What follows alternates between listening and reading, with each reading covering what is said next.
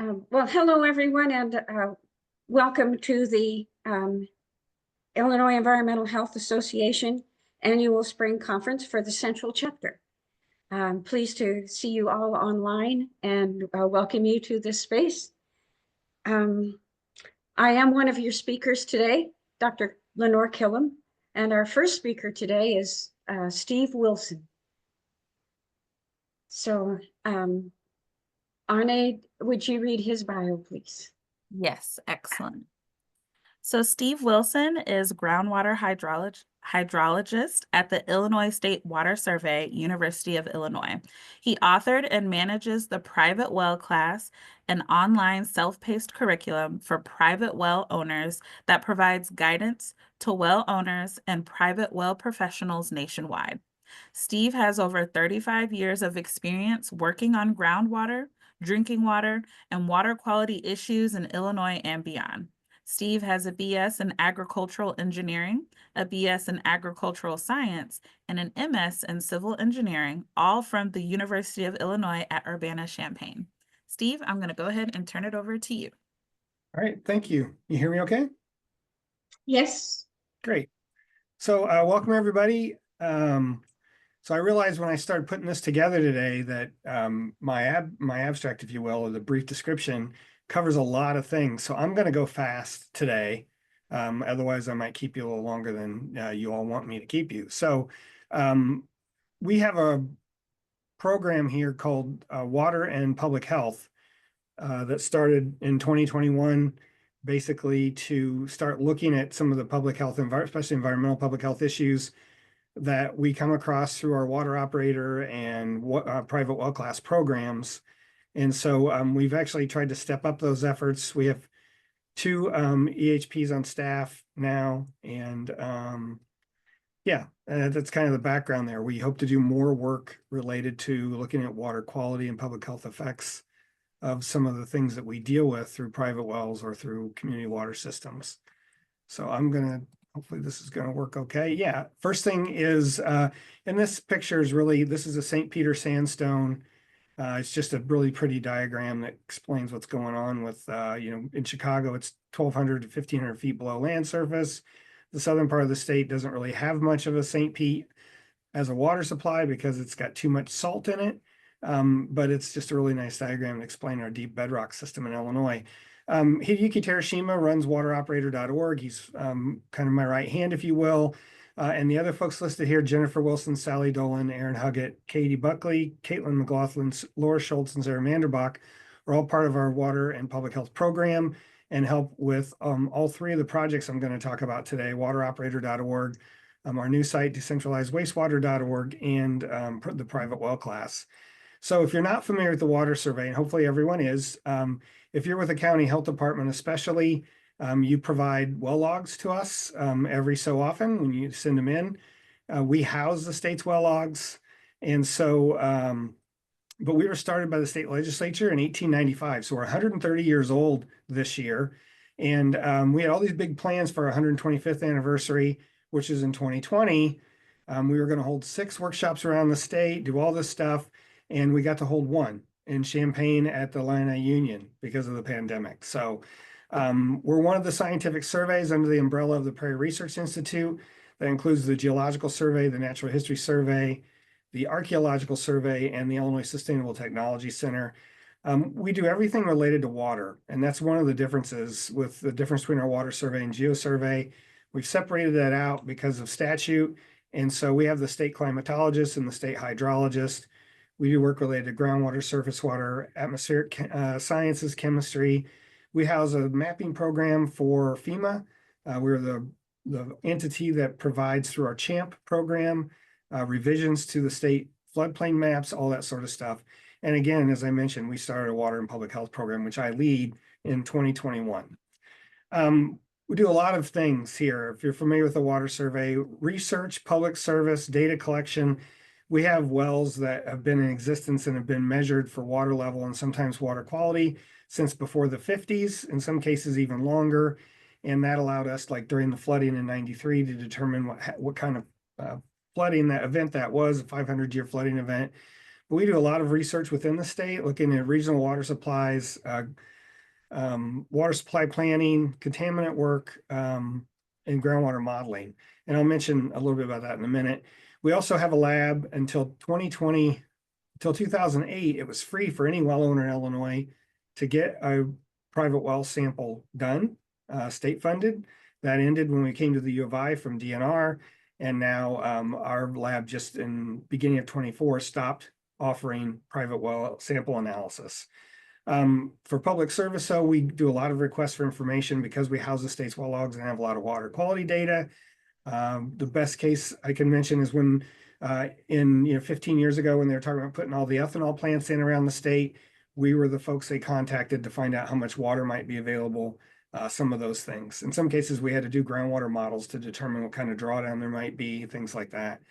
And then we also have a state observational network. So we have a number of projects where we've drilled wells, 2-inch PVC monitoring wells, most of the time for water level information to understand how the aquifers react to stress, and but in some cases also water quality. And historically, since we started, we've got over 30,000 water quality samples in our database. So when someone has a question about their area, we can take a look and say, if you put a well in here for your new home, you're likely to need to remove iron, have it softened, all those sorts of things. So I'm going to show a couple historical slides. This is from Minden, Illinois in 1897.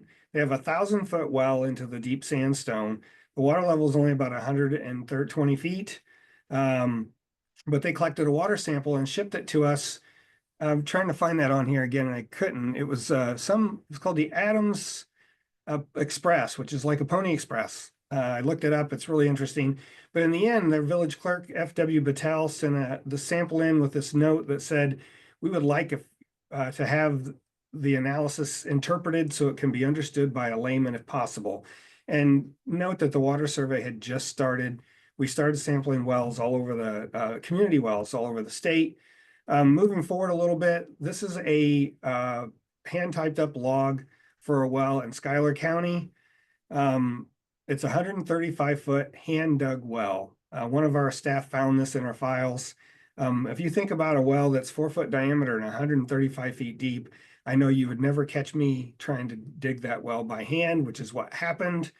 It says the inside of the hole is only 2.5, but that's after they put the brick in. So someone put in a well 60 years ahead of the date of March 9th, 1934. So we're looking back at the 1860s. And this person worked for the the Citizen Conservation Corps. If you're not familiar with that, after the stock market crash in the early 30s, the Get Back to Work plan was they started the Civilian Conservation Corps.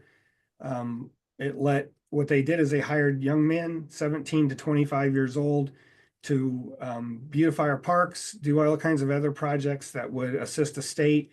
In Illinois, they chose to have them inventory private water wells. And so this person who did this particular well log, note that the water stands at 60 feet. There's no other details here. I certainly have questions. I'm sure you would too. But it's really interesting that there's a 135-foot hand dug well. And that's based on someone's recollection. It very well could not be that deep, but it's the way it was listed here. We also have glass plates that date back to 1900 that highlight a lot of the research we did. A number of cases of typhoid.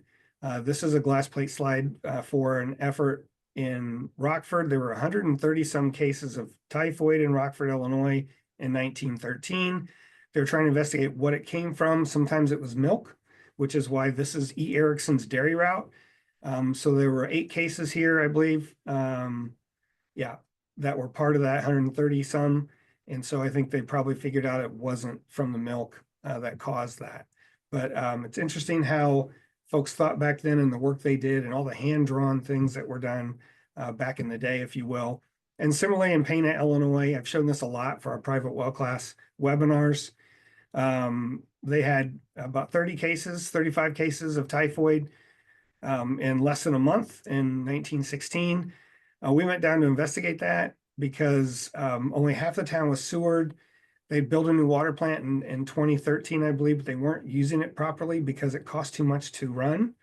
And so everyone assumed it was one of those two issues. In the end, it was the Pana Ice Cream Company, which also sold milk, one large vat of milk that everyone used a bucket to scoop their milk out of to take home, and it got contaminated and caused all this typhoid. We also did a lot of similar work in the 20s and earlier, looking at sewage and wastewater treatment. We had the director of the water survey went all over the Midwest helping design wastewater plants for small communities and communities around, again, the upper Midwest. But all of that, you know, this is 1915. Salt Fork is here in Champaign County.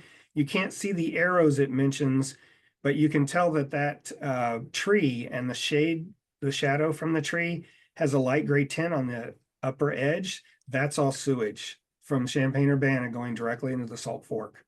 And if you look at the map, there are 136 sewerage systems. This is, I believe, in like 1912, that were dumping directly into a river system. And the size of the dot there, or the circle, is relative to the population. The legend only goes to 100,000 people, and you can see the size of the dot for the Chicago Sanitary District. They were putting a lot of sewage for many years directly into our river systems. I mentioned groundwater modeling. This is Tom Prickett. It turns out the equations that govern water flow in a porous media like sand are the same as the equations for electric flow through a wire. So before there were computers, folks here, including Tom, developed these models of groundwater systems as electric analog models. So these are all resistors, capacitors. They're using a voltmeter to measure across the grid, if you will. And the one Tom's got his hands on there is a multi-layer aquifer. So there's more than one aquifer here. Every one of those connections had to be soldered. And if you look behind him, there's a map, and it's of the Metro East area of East St. Louis, where we developed a groundwater model, a single layer model, because it's just sand down to bedrock. That model on the picture on the right is the same model. It's in our conference room today. Some folks about 10 years ago got this working. You can use a voltmeter and go in. The little dials are to change pumpage for the known pumping centers at the time.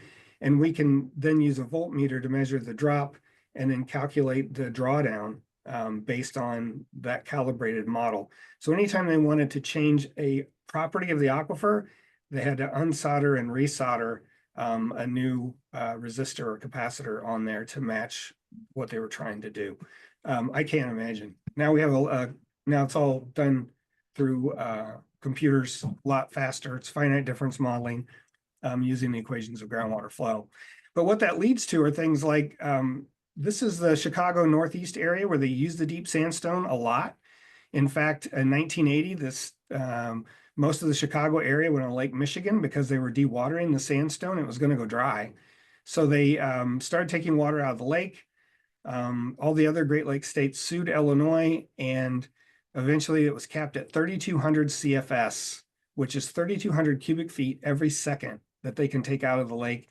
And now that's not enough. So Joliet is the biggest pumper left in the area. And what this shows, the bottom right figure shows the drawdown since 1980. And you can see where Joliet's right in the center of that red tan, I'm sorry, I'm colorblind, cone of depression is. And the areas that are in the bluish, grayish, there are areas that have recovered since 1980 when the Chicago area went on Lake Michigan water. And why that's important is because at their current pumpage, and it's only growing, they're still going to dewater the sandstone in the area. So recently, because of the modeling that our staff did in our groundwater section, Joliet's chosen and neighboring communities to go off of the deep sandstone, and they're working on a plan by 2030 to be on Lake Michigan water. So the importance of that are two things. One, if you look at the picture on the left, that's all of the communities in the Chicago area, which is over half the population of the state, that are on Lake Michigan. And they used to all be on groundwater. And so the aquifer is recovering slowly. It's certainly not up to where it was pre-development. It was lowered in places as much as 1,000 feet over time. But I also want to highlight what's going on in Southern Illinois. The reason Wren Lake is so important and covers communities in 11 counties is because that deep sandstone I mentioned is full of salt. So down in this area, The deep sandstone has a TDS that's very much like saltwater, and it'd be too expensive to treat. And so most of the area down here is on either alluvial sands, which are the sands along the river bottom, or on lake water, like Wren Lake. And so we are considered a water abundant state, but at the same time, that's not always true. So our programs, moving on, wateroperator.org is a program to support small water and wastewater community systems. So it was started in 2009 with a grant from EPA, and the idea is to provide resources for those really small communities where the operator's part-time or has 4 jobs in the community. He's also, cleaning the roads, doing all that kind of work, backhoe work, you name it. They don't have a lot of time, and they have to be licensed, and they have to maintain their credentials. And so we developed a website specifically for smaller systems that don't necessarily have the wherewithal to be sustainable. How we can help, we do. They can call us, they can email us, and it's grown since it's been around 16 years. Now we're hosting a virtual conference every February. We just did our second one. We had almost 600 people, I believe, or 500 and some odd people were on from all over the country, helping small systems, working with our partner RCAP. So what this does, one, we have a national calendar that provides all of the CEU related training for water and wastewater operators. So in Illinois, they're licensed through the Illinois EPA. They have to maintain their license. They have to meet all the conditions of the Safe Drinking Water Act. There's 4 classes of water operator and wastewater operator. A, B, C, and D on the wastewater side, I believe, that's on the water side, and 1, 2, 3, and 4 on the wastewater side. So this provides resources to help them, one, study for their exams, or find classes taught by Rural Water, Illinois Rural Water Association, Illinois Section AWWA, RCAP, whoever the TA providers are providing those things. ERTC, if you're familiar with ERTC, the Environmental Resources Training Center down at Southern Illinois University at Edwardsville. But we work nationwide, so we're entering about 10,000 events into a calendar, including working with the territories and the tribal nations in the country. We provide a lot of outreach through newsletters. We do webinars. We try to get more people interested in the industry. As you probably heard, in a lot of professions, we're seeing a reduction in force, folks going into these fields. And so we are active everywhere in the country, and we get asked to talk. One of my staff was just out in Nevada last week, who gave a presentation on wateroperator.org to the Nevada Association of Water and Wastewater Operators. So it's grown. We've proven ourselves, I think, as far as that goes. And, we're still up in the air. I should mention, with all of our programs, they're all funded through RCAP and the US EPA. And so we're waiting, just like many other people, to find out what the future holds related to what's going on in the federal government. We're hopeful that because these are service programs and because we have such a long track record, that we'll end up being okay. We don't have any idea today, as it turns out. So, but moving on, if you go to our calendar, you can search by state. And this is an older slide because it's 23, but it works just the same way today. You can click on your state, and it shows you a calendar of all the events going on for water and wastewater operators, for community water and wastewater operators. And this particular event was being held by a private entity, the QC Analytical Services, but they went to the trouble of getting CEU credit approved in Illinois and Iowa. And so operators can go there from Illinois or Iowa, take their class, and get details on getting CEUs. If you click on the event, it takes you to their page where you can sign up and all that stuff. We aren't trainers. We are trying to make it easy for small system operators to find training. Our job is to make it so easy for them. A lot of the cases, they only know of a few trainers in their state. We try to provide resources that show all the trainers in their state, especially events that might be free, because that's really helpful. Some of the small towns in Illinois, I've had operators tell me they have a $200 training budget. Well, there's many classes. This one class would blow their training budget for the year. It's $150. Luckily, EPA funds Rural Water and RCAP and some others to do free training that is worth CEU credit. And so those are most of the time those folks' best bet. There's also a resource library. And you can click search by category or a number of other features. When I searched for arsenic and iron as a keyword, only because I know I've done a lot of arsenic research, looking at arsenic in groundwater in Illinois. We know that iron, when you take out iron, arsenic co-precipitates with it. So there are a number of plants that are already removing iron, wastewater plant or water plants, and naturally they're also removing some arsenic. And so if you can optimize that, it's a way to maybe meet the new arsenic rule, which changed in 2005. It's not new anymore, but we dealt with this a lot whenever the arsenic rule did change because of the number of communities in Illinois that weren't going to meet the new arsenic standard. And so when you look at this list, one of the resources is actually a talk by US EPA called Arsenic Removal During Iron Removal. And I won't go into the details there, but it basically shows how they did real case studies on real plants, and they were able to pick where to add chlorine into the system, and it optimized the amount of arsenic being removed. For this one community in Michigan, it meant they didn't have to add expensive new treatment. They were able to optimize their current system. So there's a lot of helpful information like that. We have actually, after we started the private well class, which I'll talk about in a minute, EPA came to us and said, most non-community systems in the country are groundwater systems. Would you guys put together a groundwater and well care class for public water systems, originally focused on non-community systems? So we did. We took our 10-lesson class and we made a 6-lesson online class that was available. And we went out and searched the states to get CEU credit, which is a nightmare in its own because every state has its own rules. But in the end, right now it's accepted in between 36 and 40 states. And it's available not only for non-community water operators, but also community water operators. So we developed this class at the request of EPA, not because we want to be a trainer. But once we did that, it turned out that the state of Massachusetts saw our class. They really liked it and the style it was developed in. And so they reached out to us and asked us to build some more classes just for them. So the one on the bottom, the source water protection in Massachusetts, it's free for anyone to take in the country, but it's worth CEU credit for operators in Massachusetts. We certainly recommend both of these classes. And then we also developed a cybersecurity class this last year. And it's become so popular that we've had at least 2 other states ask if we can offer that for credit in their states as well. So we created a separate version that takes a few of the Massachusetts things out of that. It's all based on Massachusetts content, but it's done by some of the cybersecurity folks at CISA, was a content expert for that.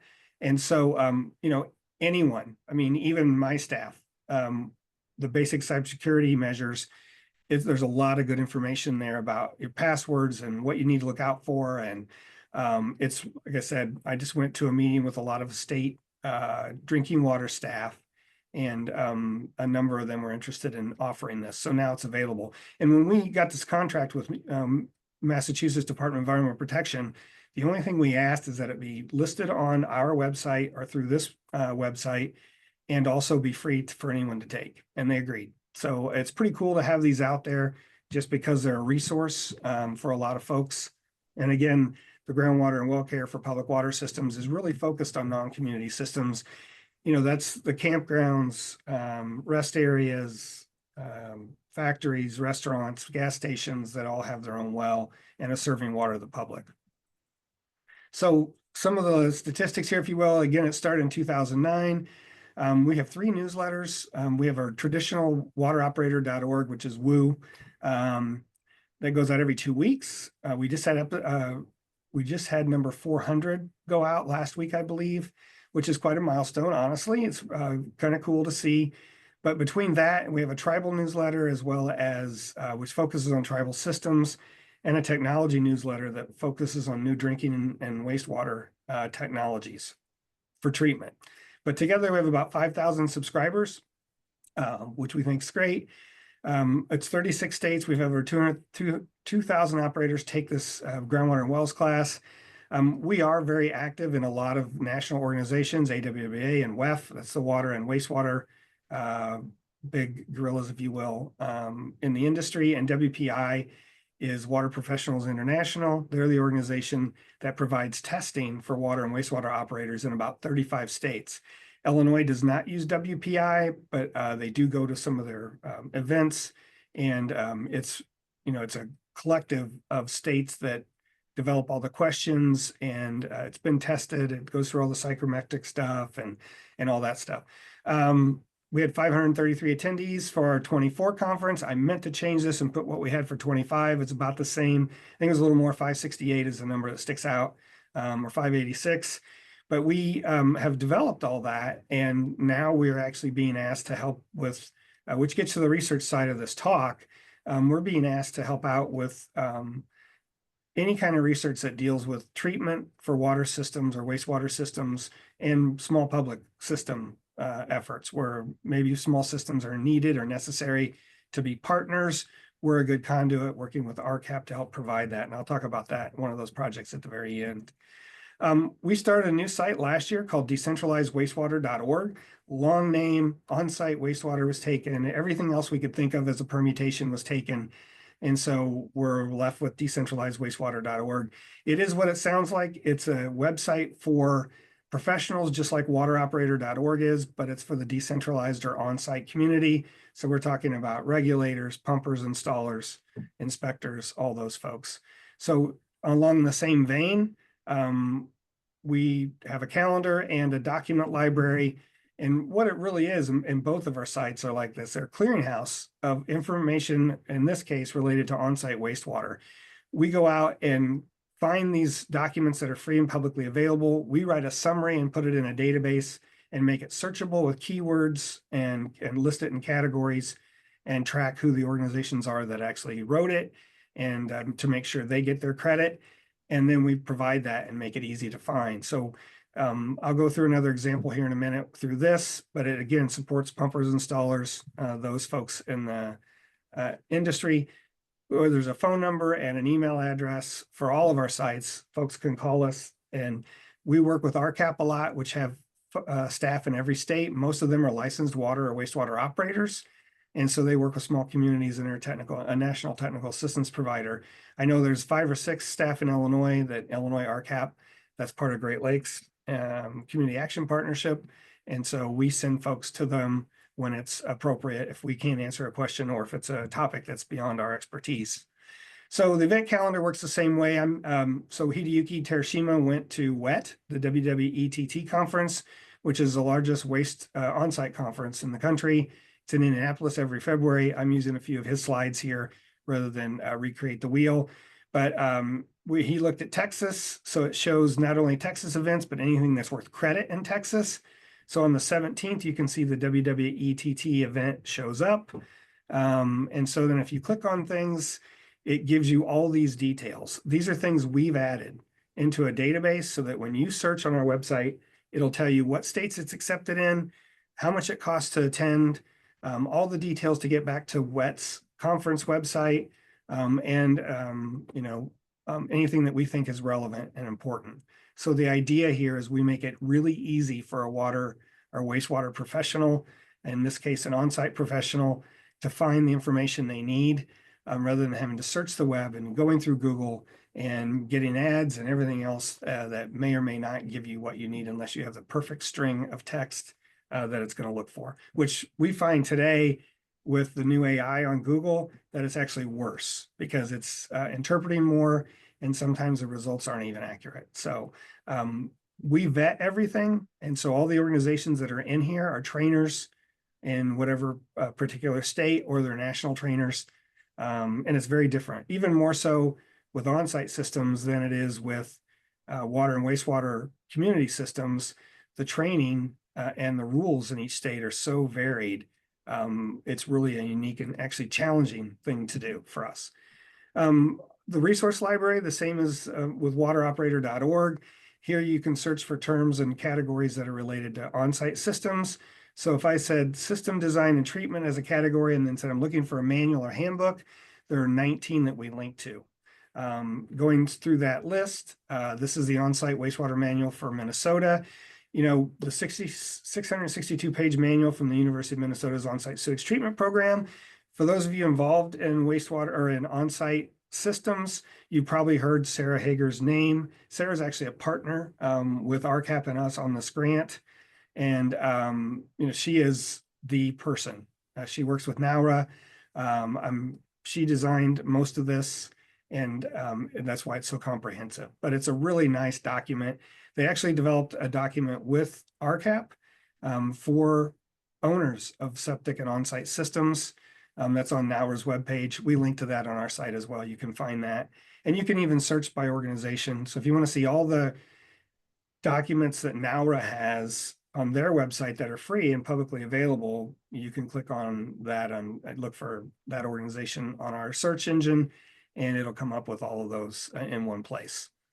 So it's very comprehensive in that respect, and hopefully the best resources that are out there we've linked to. And we certainly don't have as many documents here. We just launched this. I know with wateroperator.org, it took it took a number of years before we even identified all the players in each state, especially on the training side. And we find in that, Illinois, we found it's just difficult sometimes to find that information, especially when our Department of Public Health is so underfunded at a state level. And so, they're aware, and we try to work with them. If anybody has any other resources that they can't find on our website and think should be there, we're always interested in learning more about those things. So we also have a newsletter for this, and we write a lot of blog posts.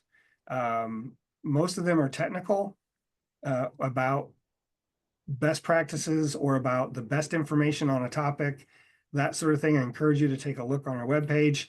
We also put out a monthly newsletter. It's excellent. Laura Schultz does that, and she does an excellent job.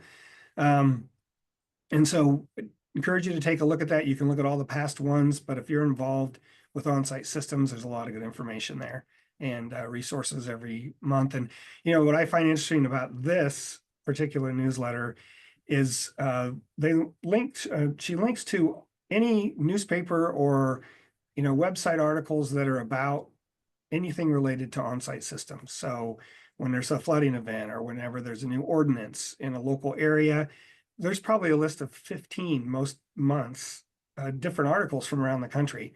And you can really learn a lot about how varied and diverse and how people look at on-site systems just by going through some of those news articles, or people who are getting fined and refused. Or, one last month was a guy who still has his septic system, even though he's been getting a wastewater bill from his public utility for 20 years because he didn't want to tell him. Which, you can't make that stuff up. So private well class, I'm hoping many of you are familiar with our private well class. It's our biggest program. We have a 10-lesson class. This is the front page.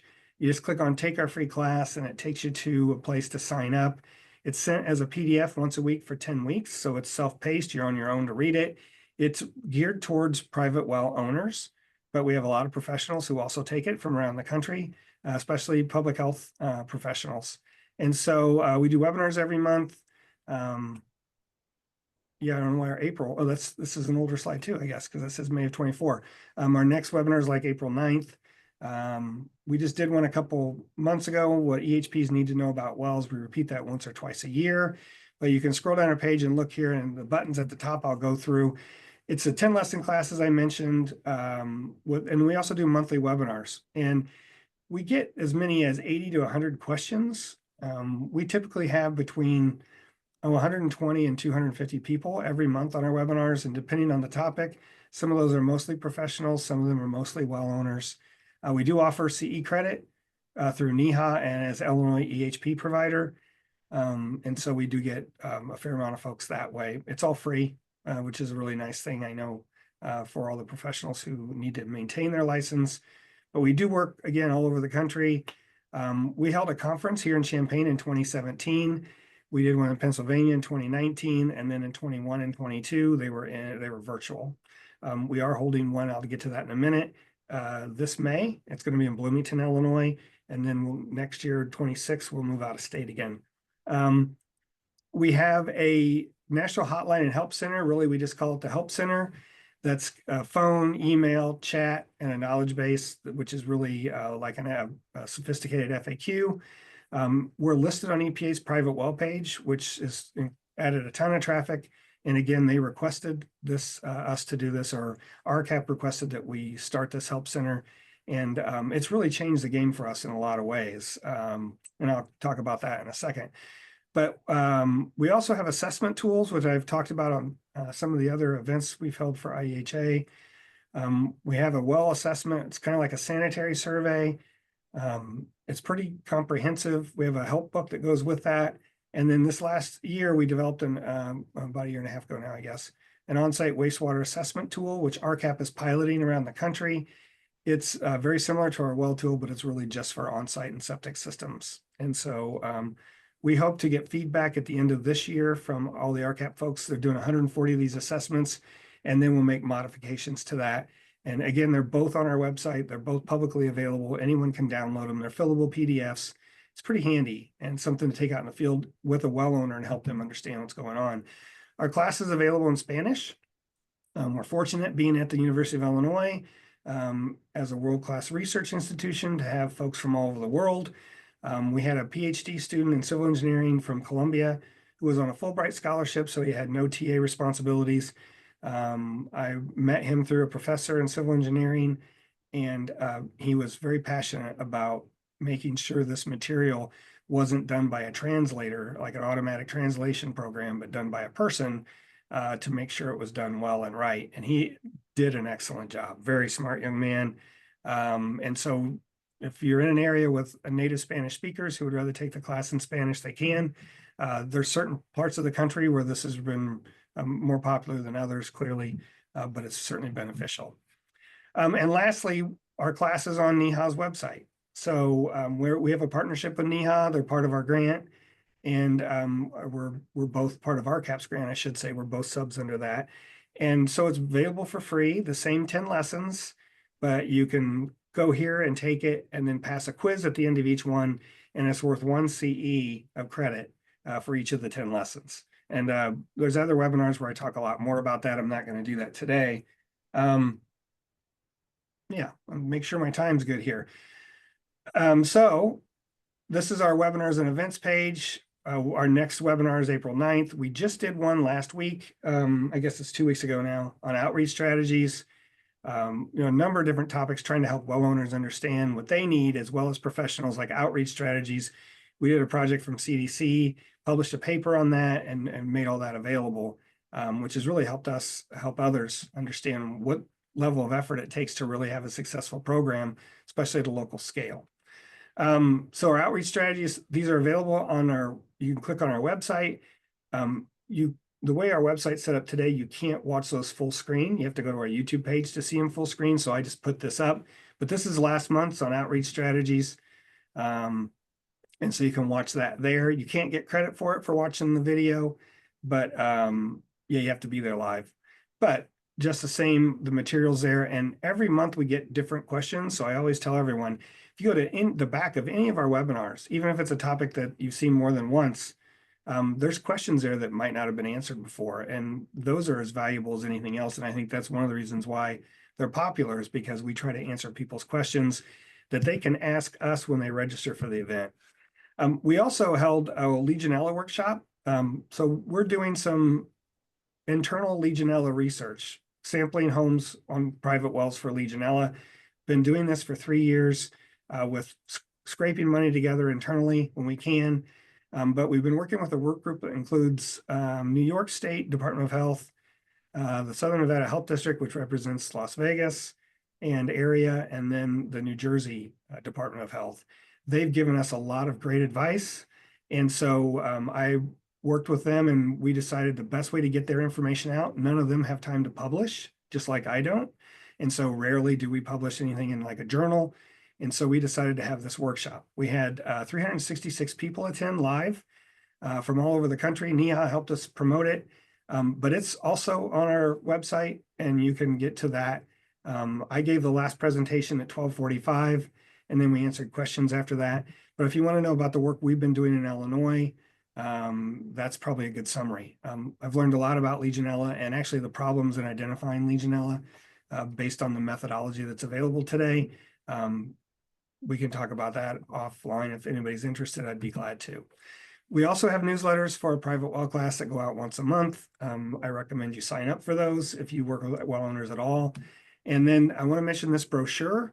So we developed this brochure. The idea, one of my staff, Jennifer, had was to develop a trifold that a county health department could put in their waiting room. And so we developed this trifold. It's got on the inside, it tells you why you should get your water tested, follow these best practices, and here's why you should take our class, basically. That it's important to understand how to take care of your well. And so not only is it available in Spanish, which this is, but that yellow big semicircle or box there, we left that blank on purpose so that a county health department or a lab or whoever can put their own label on it if they're going to hand that out to well owners. The Indiana Department of Health, their lab, asked for 2,000 of these, and we sent them to them so that they could send them out to well owners after they've gotten a test done that goes in back with the results. So we offer these for free. We print them, we bundle them, or actually the printer bundles them, and then we send them out and pay for the shipping. And so we've printed, I think we're at 93,000 of these, and we're going to do a 6th printing right after the private well conference in May. So if you can use these, just you need to go to our website and sign up. We'll send you as many as you need in English and Spanish. And so it's really a nice tool. It's something that somebody waiting in a waiting room or whatever, or if you want to be proactive and send them out. We give out hundreds of these at our at the state fair. We have a booth at in DNR's Conservation World every year. We have a lot of 4-H families there that come through there and that are all on private wells. I mentioned our conference. This is the conference page. You can find that under webinars and events. It's open for registration now. It's in Bloomington, Illinois. We're having it at the Marriott there by the train station. It's a really nice venue. We have almost all of our speakers finalized. We do have the agenda.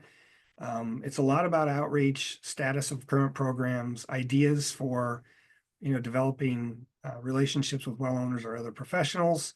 We're going to start off the event talking about Hurricane Helene and some of the issues there. Wilson Mize runs their private well program for the state of North Carolina.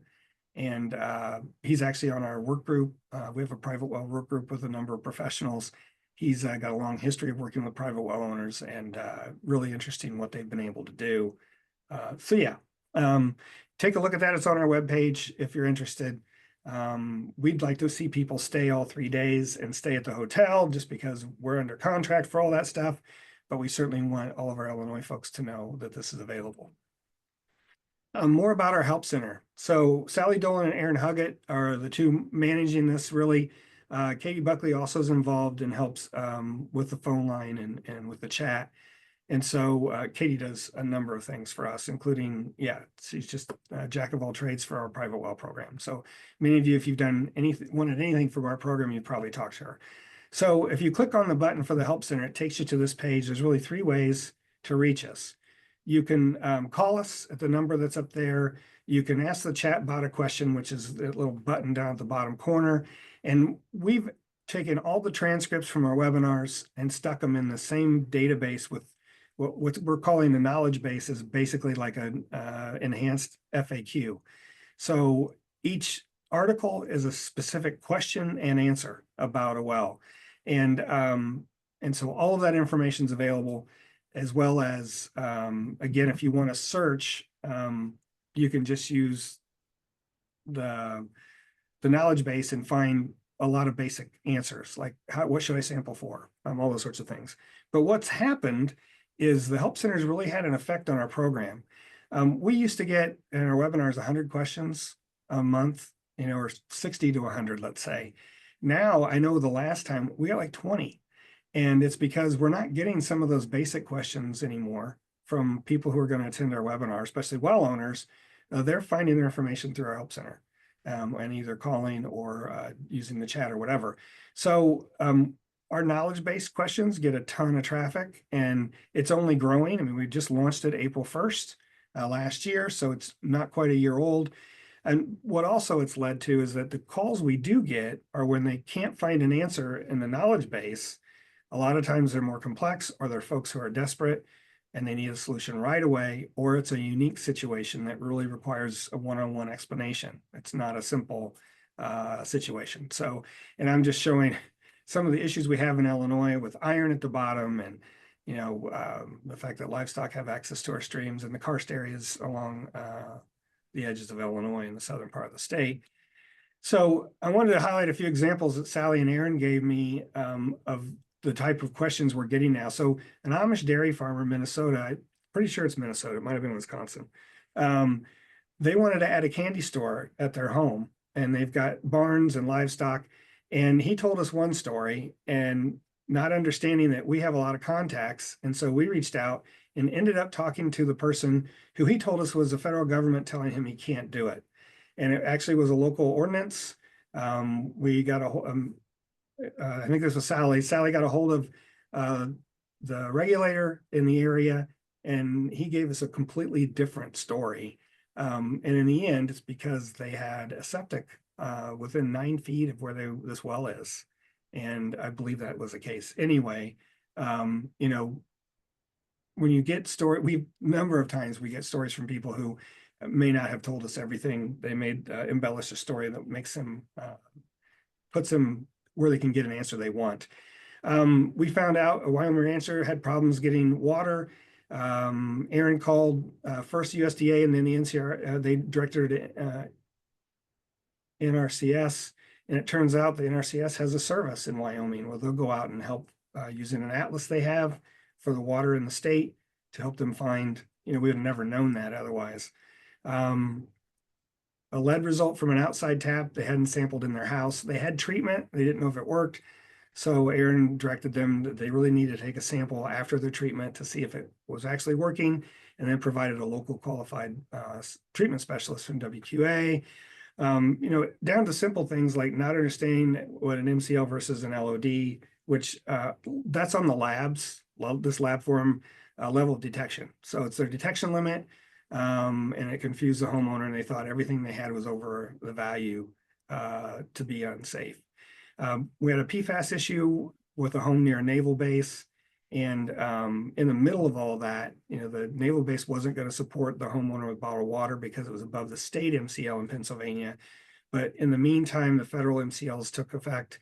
And so now they are going to support them. So we gave them advice on treatment they could use to remove PFAS so they could use their well water.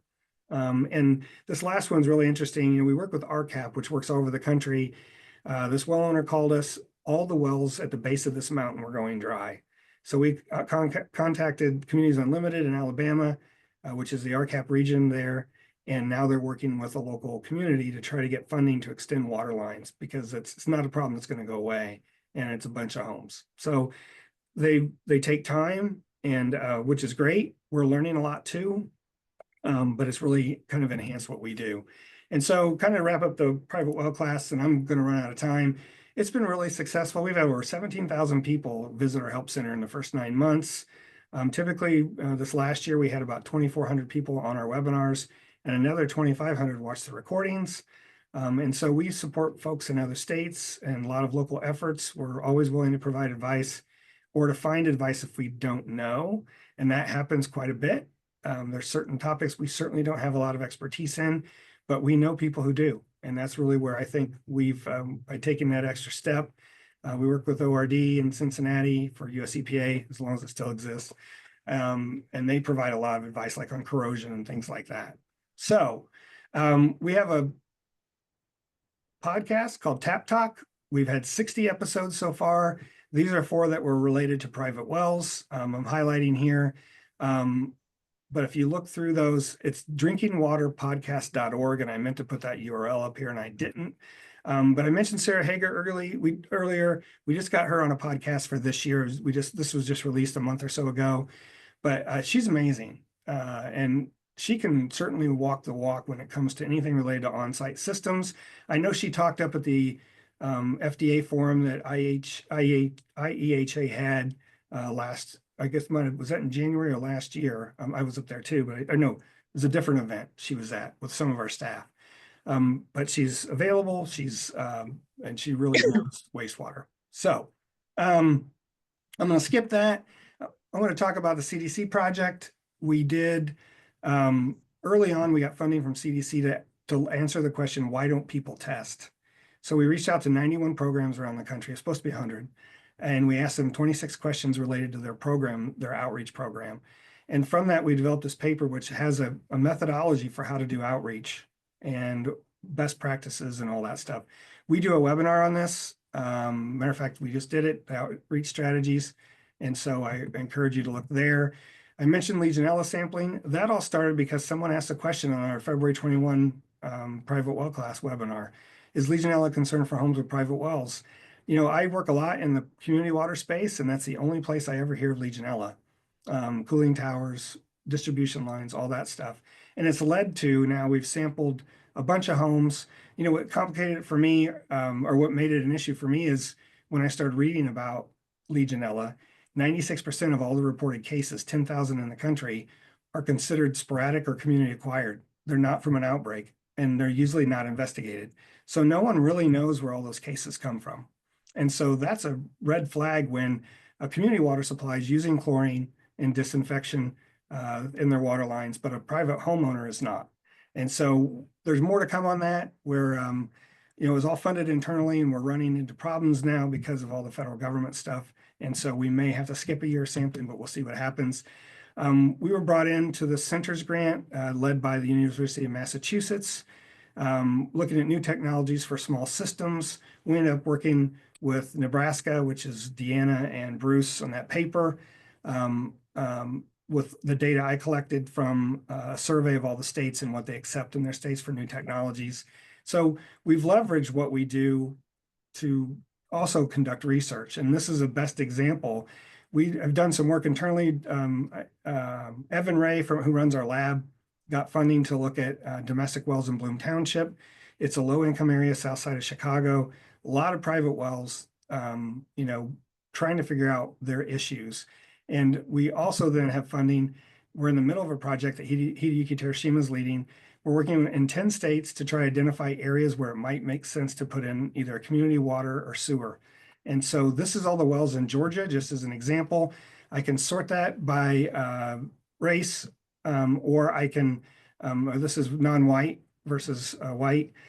And that narrows it down. And then I can search by income, and it narrows it down even further. And the idea here is that we're trying to identify areas that are low income, majority non-white, where it might make sense for RCAP to go in and investigate if a public water supply or public sewer might make sense because of shallow aquifers or lower health outcomes. And so anyway, that's being done.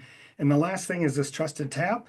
We have a project that was funded by NSF, the National Science Foundation. We work with Washington University in St. Louis. This was last year. It ended in December 31st. And the idea is to use these POU filters that go on your kitchen tap. And these are cartridge GAC filters. And what we've learned through some of our lab folks at Washington University and here at the U of I is that we're working on methods to extract whatever's caught on those filters off to identify the contaminants in a person's home, as well as measure the amount of recovery. Can we recover it all? Like if we put 100% of the PFAS that we put through a system, is it catching it, and can we recover it? And the idea eventually is to develop potentially a market for this. And that's what the Convergence Accelerator is.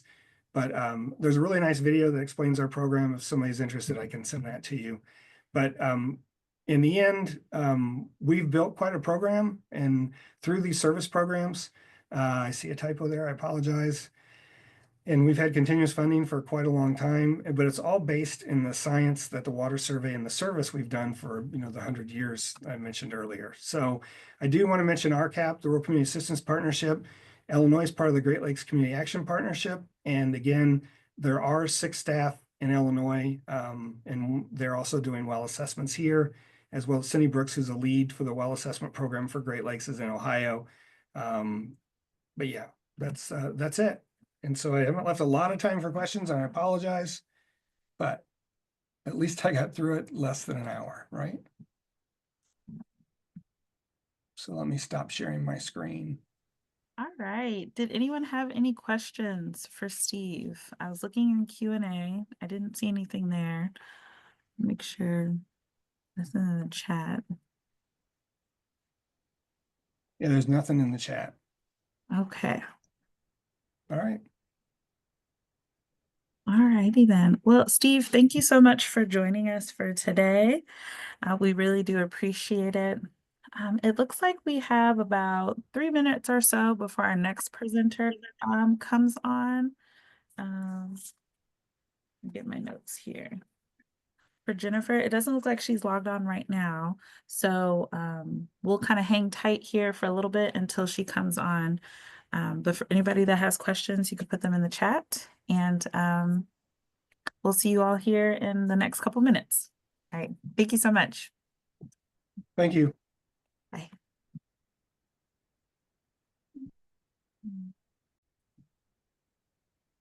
All right, hello everyone. Welcome back to our next session. We have joining us here, this is Jennifer Crick.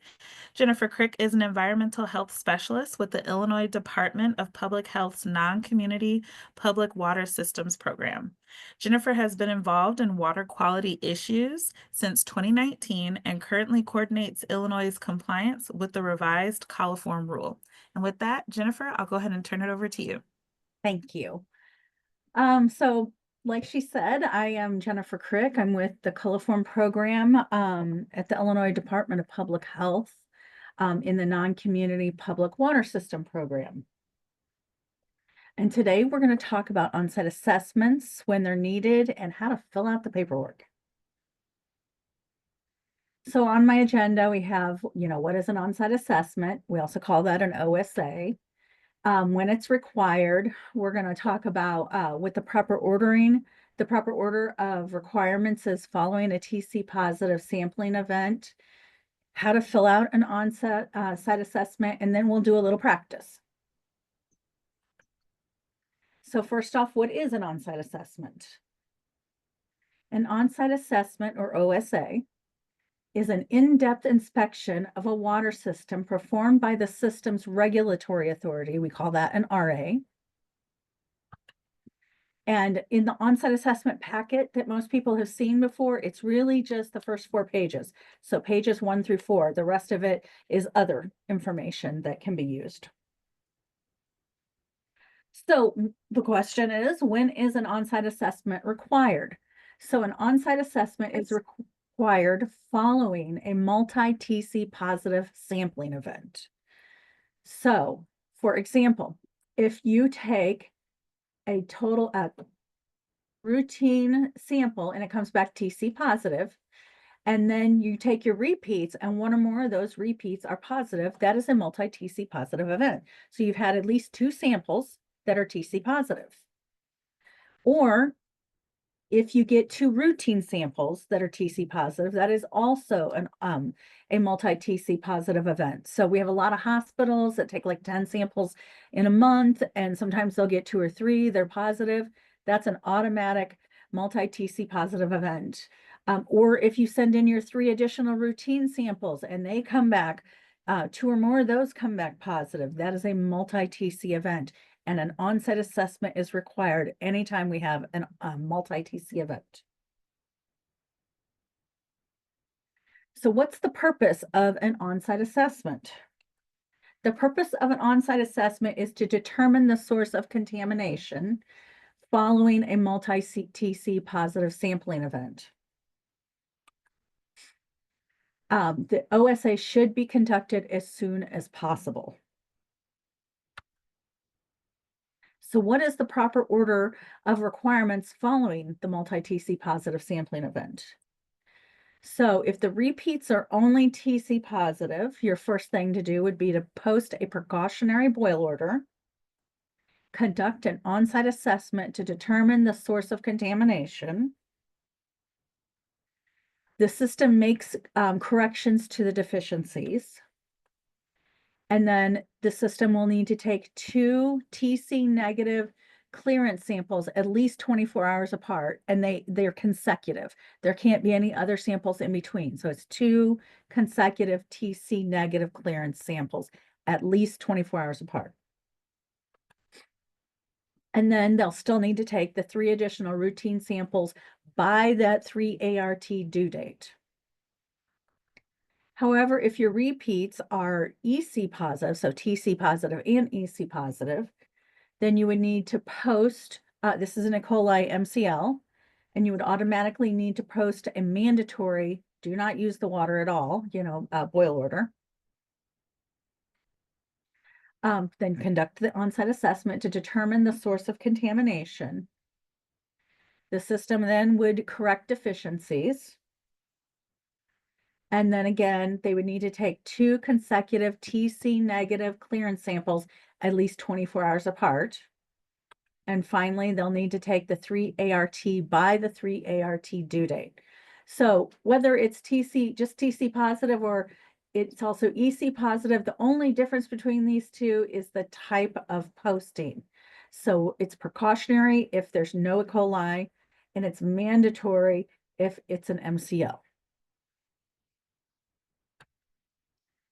When are the 3 ART due? This is always a question. So the 3 ART date is set by the revised total coliform rule, the RTCR, and then it's automatically calculated in CIDWIS. I don't have anything to do with that. It's just the minute a positive sample hits CIDWIS, boom, in the background, it automatically puts in a compliance schedule for the 3 additional routine samples. So per the law, the revised total coliform rule of 2016, it requires that the 3 ART are to be taken during the month following the month of the initial TC positive. So for example, if a system had an initial TC positive in January, the 3 ART, 3 additional routine, are due in February. So my question would be then, if we have an initial TC positive sample that was taken in July, when would the 3 ART, I just saw that, the 3 ART be due? Well, again, it needs to be 30 days from that date, or I'm sorry, not 30 days. It needs to be within that next month following the initial month. So July is the month the initial sample was taken. So then that means it would need to be August. What if a system can't make the 3 ART due date?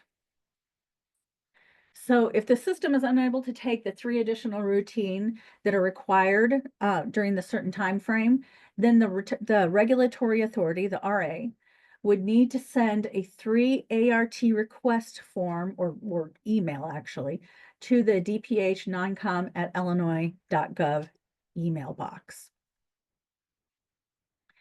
Now, please keep in mind, if the system does not take the 3 ART on time and central office does not receive a waiver or an extension request, that system will receive a monitoring violation. So it's really important to keep track of when those additional routine samples are due, and to make sure you let us know if you're not going to be able to do them on time so that we can move that for you.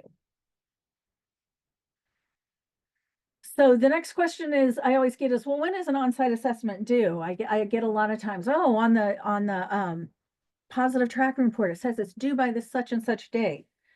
Well, an on-site assessment should be conducted as soon as possible. It needs to be sent to central office within 30 days of the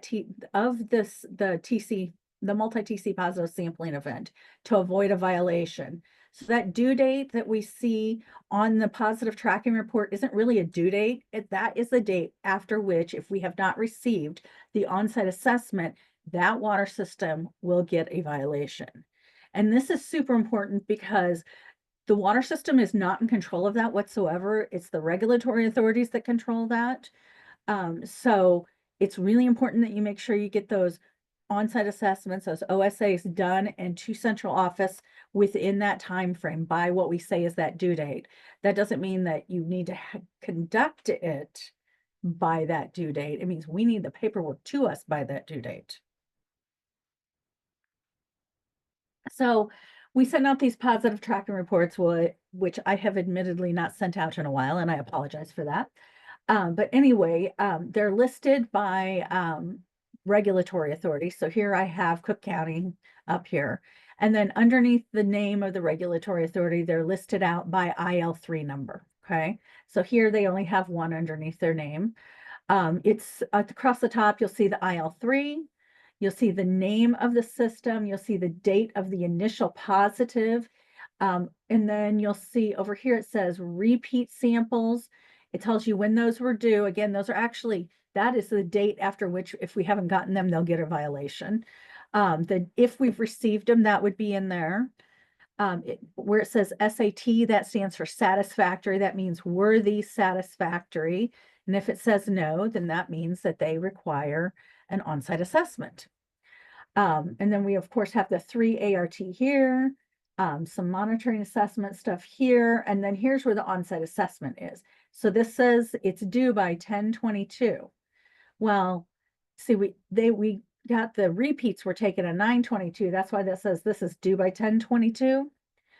Again, it needs to be done as soon as possible because the point of the on-site assessment is to determine the source of contamination. And then you'd have your when it's received, when we've received it goes here, and then this where it says clearance, that's clearance samples. If the system needed well samples, what we call a TG sample, a triggered well sample, it would say the due date here and whether we've received it or not. Again, we need to get these clearance samples before we get the 3 ART samples, okay? So can the clearance samples be taken before the on-site assessment? And the answer to that is they should be taken after the on-site assessment because the point of the on-site assessment is to tell the system where the deficiencies are so they can make corrections and get good samples.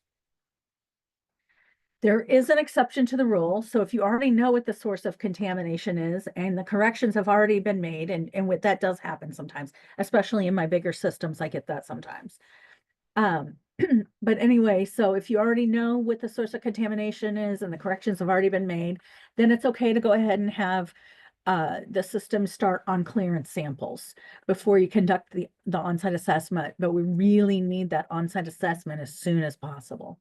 And this is a pretty rare exception that happens. So what if the system keeps getting TC positive clearance samples? So the system will remain in clearance mode until clearance is obtained.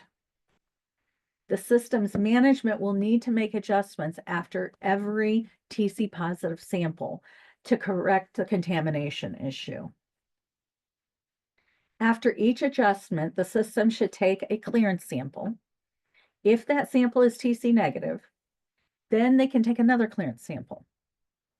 If that second sample is also TC negative, then the system has obtained clearance. But it doesn't do any good to take a sample and take another one the very next day before you've gotten the sample results back, because if that first one is TC positive, then if you take a second one the second day, most likely it's going to be TC positive as well. So they really need to make sure they've gotten the sample results back first and then take a sample to see. That's why it's at least 24 hours apart, okay?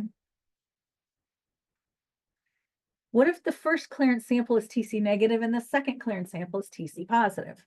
Well, I have an example of that here. Here we have our repeats, and we have first we had our routine, then we had our repeat. So one of those was positive. So now we need an on-site assessment. So they go out and they do the on-site assessment, and then they start taking samples, right? After that, and this one was positive, so that one cannot be a clearance sample. This one was absent, so that would have been considered their clearance one. But the very next one that they took was positive again, and the whole entire process starts over.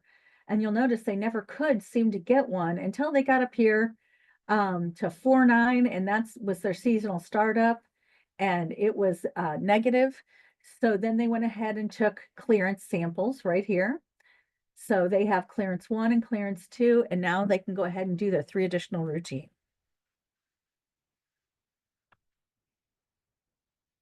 What if one or more of the 3 ART samples are TC positive after obtaining clearance? So if one or more of the 3 ART samples are taken after obtaining clearance are TC positive, then central office will evaluate the situation and do one of the following. So if very little time has passed between obtaining clearance and taken your 3 ART, what typically happens is I will change all of those 3 ART to specials, move the 3 ART due date, and then to the next month, and then email the RA and say, hey, I had to make these changes. It looks like you didn't actually address, or the water system didn't actually address the contamination issue, so clearance needs to restart. However, if 3 or more weeks have passed between making clearance and the 3 ART system, the 3 ART were taken, then the system will be required to go another round of sampling. So basically, those positive 3 ARTs kicks off another round of sampling with the repeats and additional ARTs and that kind of stuff. Can the 3 additional ARTs be taken, or additional routines be taken before obtaining clearance? And the answer to that is no. Number one, the sampling protocol requires the system to make clearance before taking the 3 ART. And 2, any sample taken during clearance will be marked as clearance, even if they were intended to be the 3 additional routine. If they come in during that clearance period, everything that comes in is clearance until they've obtained clearance. So if you take 3 samples and they all 3 come back negative, that's considered one sample. They all get marked as 3 AR or as clearance 1. Why can I not take the 3 ART before clearance? Because the system could possibly trigger another round of sampling and possibly be required to take a second OSA before the first one had even been done. And we just can't, it just doesn't make sense to try to track 2 sampling events. So, and plus CIDWIS isn't capable of tracking 2 TC positive sampling events as well. So it's very important that regulatory authorities are following the protocol, which is you do your clearance, then you do your 3 ART. Is it okay to take 3 samples for each clearance sample?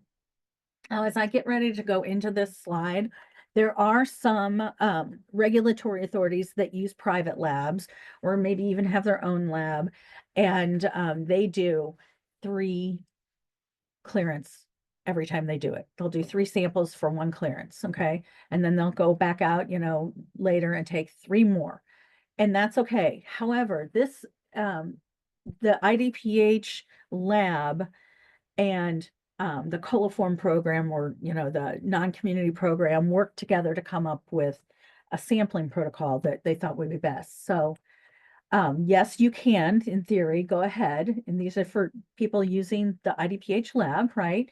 And take 3 samples for each of your clearance, but there's really no need to do that when you can do the same thing with the 2 clearance samples.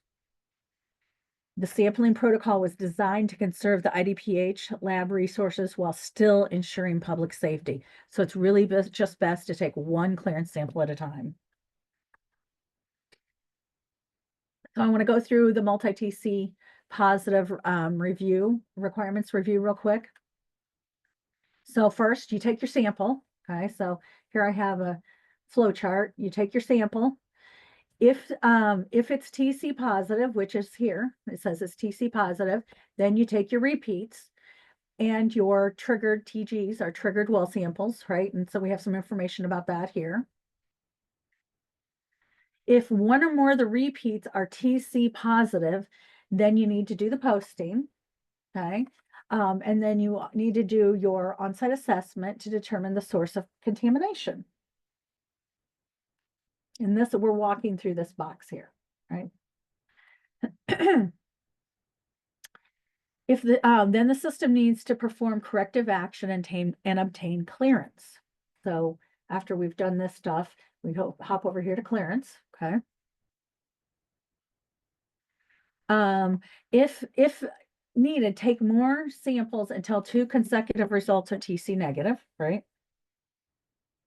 Then they take the 3 ART by the due date.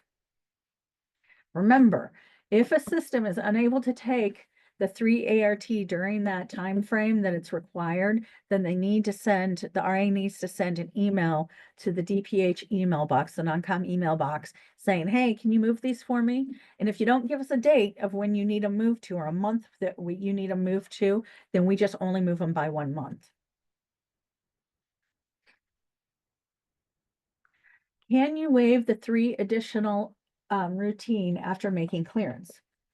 You can, if the system has not waived the 3 ART in the last 12 months for the same issue. Can you waive the 3 ART after making clearance following a E. coli MCL? And again, yes, you can. It's not considered best practices, but yes, you can. But still, as long as they haven't waived, sent in a waiver in the last 12 months for the same exact issue.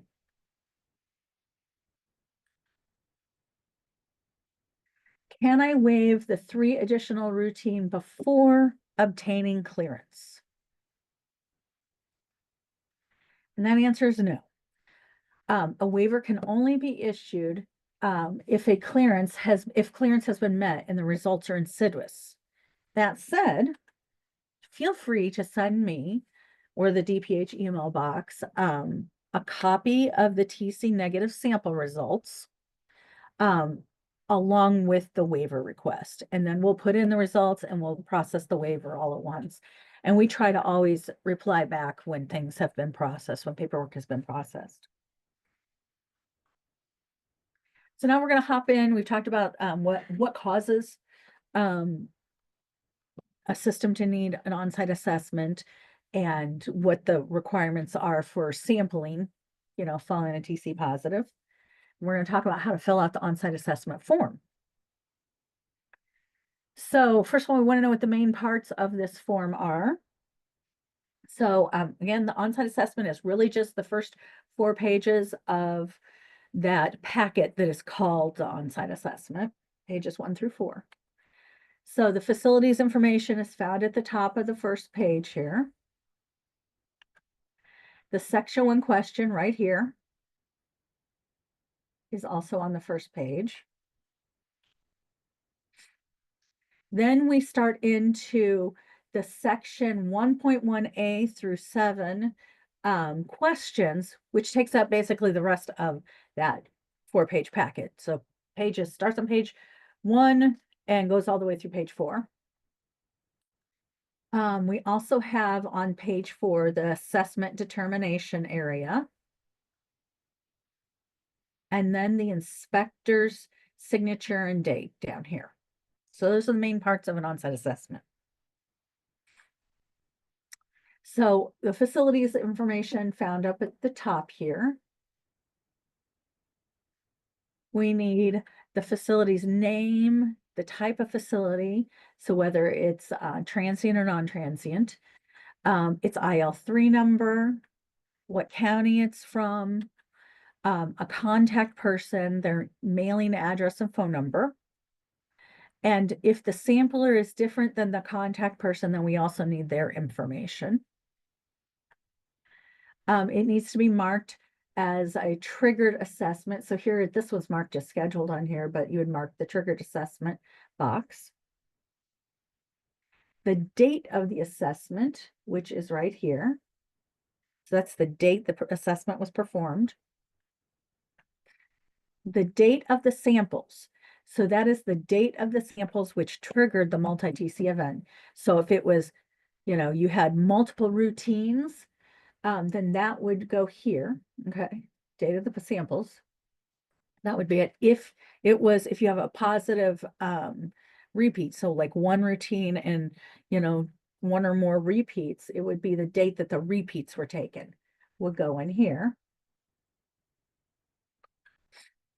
And then we need the posting date. The posting date goes here. If you only had 2 TC positive routines, or they were just 2 TC positive samples, it's just posting a precautionary boil order. And that posting date, yeah, right there, And if it's if you've had a TC and an EC, then you would need a mandatory boil order. Okay, so now I want to talk about the section 1 question. So here is the section 1 question. It's just this area right here. Okay. And it's just it starts off just a yes or no question, right? So we've got the question goes across and we have things that go down that we got to deal with.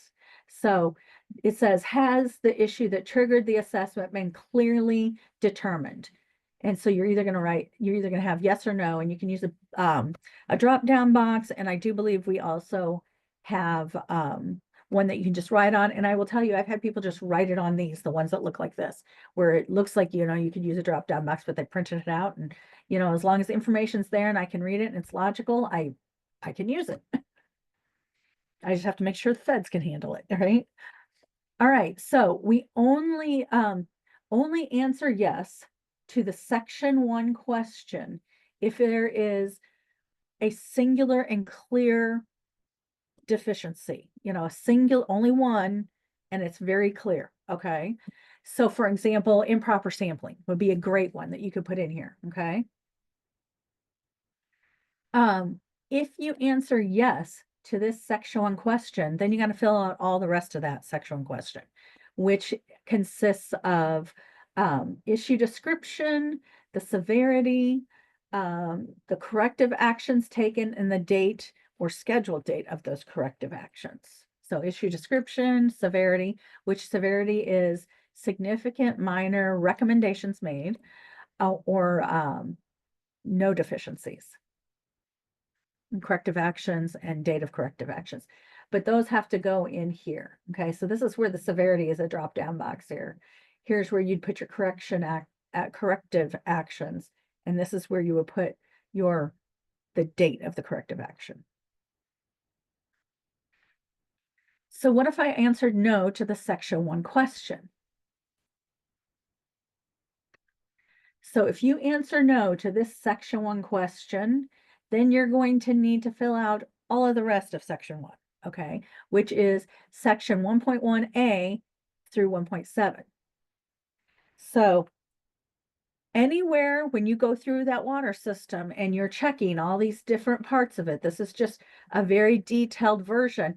This here it says source. This is just a very detailed version of a sanitary survey. Okay. It's just the questions are marked out. All the things that you would do on a sanitary survey, this is more detailed than that, but they're all in the same order. Okay.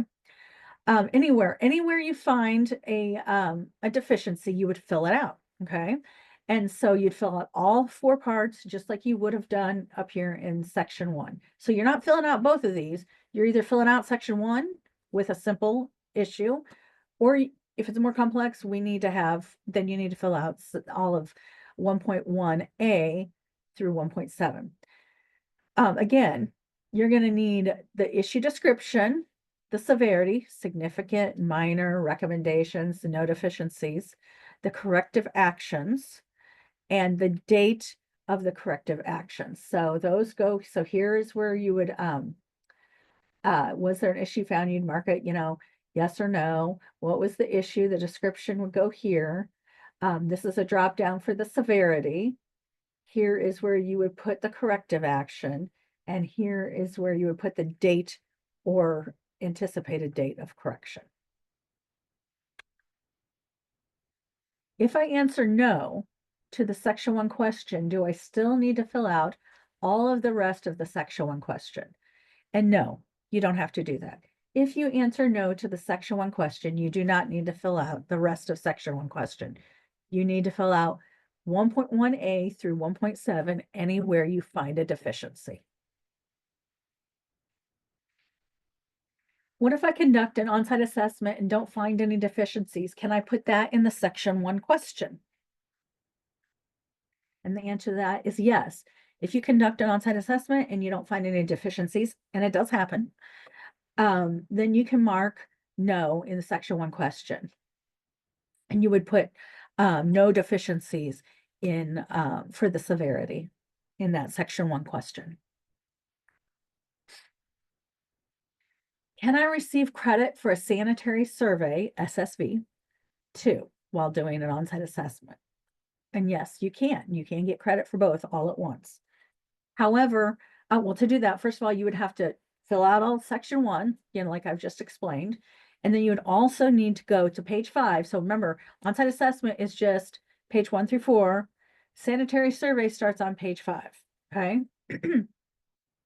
So you would need to go to page 5 and fill out all of section 2, and that's right over here. It says section 2 sanitary survey, and we have this part here, which are the categories. Then we have the deficiencies, and then we have the scheduled activities by deficiency.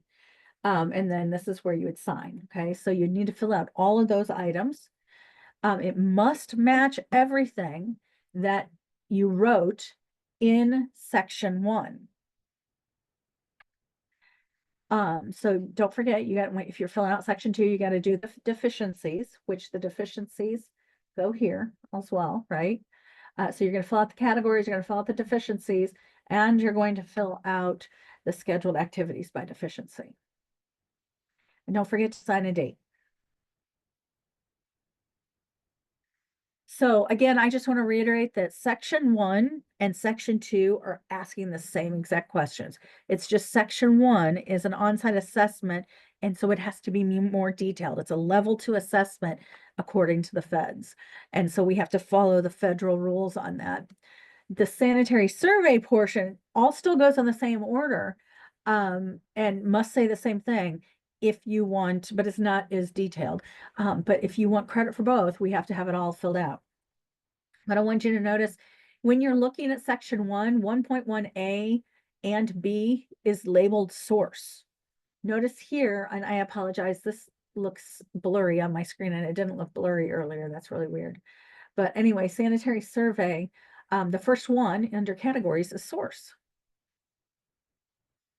On 1.2, it's treatment. Well, under section 2, number 2, it's treatment. Number 3 on the section 1 is distribution. Again, on 2, it's distribution. 1.4 is storage, finished water storage. 5 is pumps. 6 is monitoring reporting. So section 1 mirrors section 2. Oh, and then management and operations. I forgot about that one. All right, you'll also, if you want that sanitary survey credit, need to fill out, like I said earlier, the section 2 deficiencies here. And the scheduled activities by deficiency. And then you'll sign and date.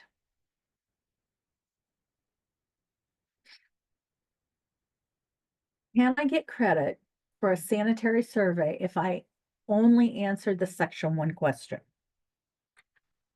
Yes, you can still get credit for a sanitary survey. Again, you're going to fill out all of section 2, including the section 2 deficiencies and scheduled activities by deficiency, and then sign a date. So that's how you fill out the paperwork. So I thought we'd go into a practice section here. I have 3 scenarios, and I will go ahead and talk about it and then help you reason through these questions, okay? So scenario 1 is that we have a TC positive on 7/12 of 2024. The repeats were collected on 7/15, and the OSA was done on 7/20. During that on-site assessment, the inspector found that the UV bulb was not working. Everything else, he didn't find any deficiencies, and he just wants credit for an on-site assessment. So we want to know, what parts do we need to fill out here? Okay. So this seems to be a pretty simple thing. So you could just fill out the section 1 question, or if you wanted, you can fill out section 1.2 and be done with that part. On either way, whether you do section 1 question or section 1.2, you don't have to do both. It's just one of the two. You have to fill out issue description, severity, corrective action, and date of corrective action. So the next thing you want to ask yourself, well, what would the corrections be? Well, the UV bulb isn't working, so most likely replace the bulb, right? So again, that's what you would put in for the corrective actions. Change the bulb as soon as possible, right? What would be the severity? Now, this is where it gets a little trickier. So really, severities are typically up to the discretion of the regulatory authority, but we most likely would not mark that as a significant deficiency. Only code violations are really considered significant deficiencies. So my next question would be, well, when are the 3 additional routine due for this water system? So remember, 3 ART is set by the day of the initial TC positive, right? So since this initial was done in July, that means the 3 ART are due in August. Does the system have an on-site assessment violation? So this on-site assessment was the due date for it, right? The date after which the system would get a violation was based off of the repeats on this one, okay? So that means we need to have that on-site assessment to us by August 15th so that that system doesn't get an on-site assessment. They did it on July 20th. So does the system have an on-site assessment violation? No, it was done before the 30 days was up.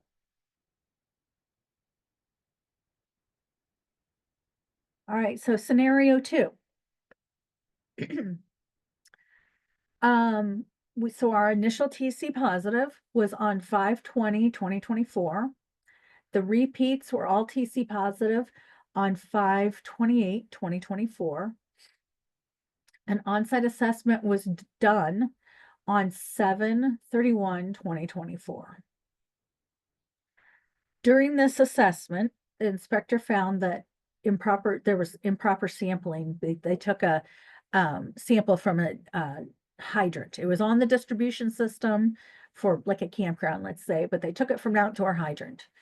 And they also want credit for a sanitary survey. So they want an on-site assessment and a sanitary survey. So we want to know what parts we need to fill out. So since we know this was pretty simple, it was improper sampling, you could fill out the question 1 section or question 1, section 1 question. Oh, I said that backwards. Or you could fill out 1.6.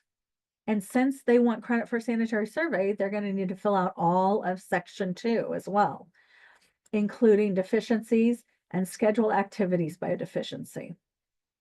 We'll also need the issue description in both parts, right? The severity, the corrective action, and the date of corrective action in both section 1 and section 2.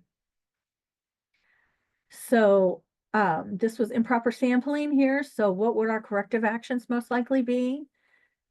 Get a proper sampling tab or make sure they're using a proper sampling tab. So basically it's educating the water system. So what would the severity be? Well, improper sample tab isn't a code violation. So it'd be at the discretion of the regulatory authority, but again, it probably wouldn't be significant deficiency. When are the 3 ART due? Well, that's based off of the initial.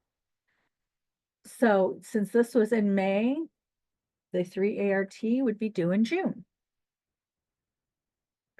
Does this system have an on-site assessment violation? So remember, the on-site assessment due date is, and I use that term loosely, the date after that's the date after which they would get a violation, is based off of, on this case, based off of the repeats. So since these repeats were done on 5/28, that means we have to have them within 30 days. We should have had them by 6/28, but it wasn't done until 7/31. So yeah, they have an on-site assessment violation. And it's really important that we're keeping track of when those are due and getting them to central office on time, because this system has no control. The systems have no control over the on-site assessment being done. That is all completely the regulatory authority making the time to go out there and do the assessments. I have had regulatory authorities, as a side note, call me and say, hey, I just can't make it out there in time. Can you move that due date? And I can do that, but I won't just move a due date on my own. I have to get some sort of communication, again, to the DPH email box telling me, hey, can you move this, and giving me a reason why, so that I have that for when the federal government, when we go through our audits, I have to pull all of that information and prove to them why we did what we did. All right, scenario 3, it's a little more complicated. Scenario 3 is we have a TC positive on 8/25/2024. The repeats are all TC negative. And they are they're taken on 8/27/2024. However, we get our 3 ART, we take them on 10/10, and all 3 of them are TC positive. So does the system need an on-site assessment? Remember, an on-site assessment is due following any multi-TC positive sampling event. Since there was more than one positive in the 3 ARTs, this is considered a multi-TC positive sampling event, and therefore it does require an on-site assessment to be done.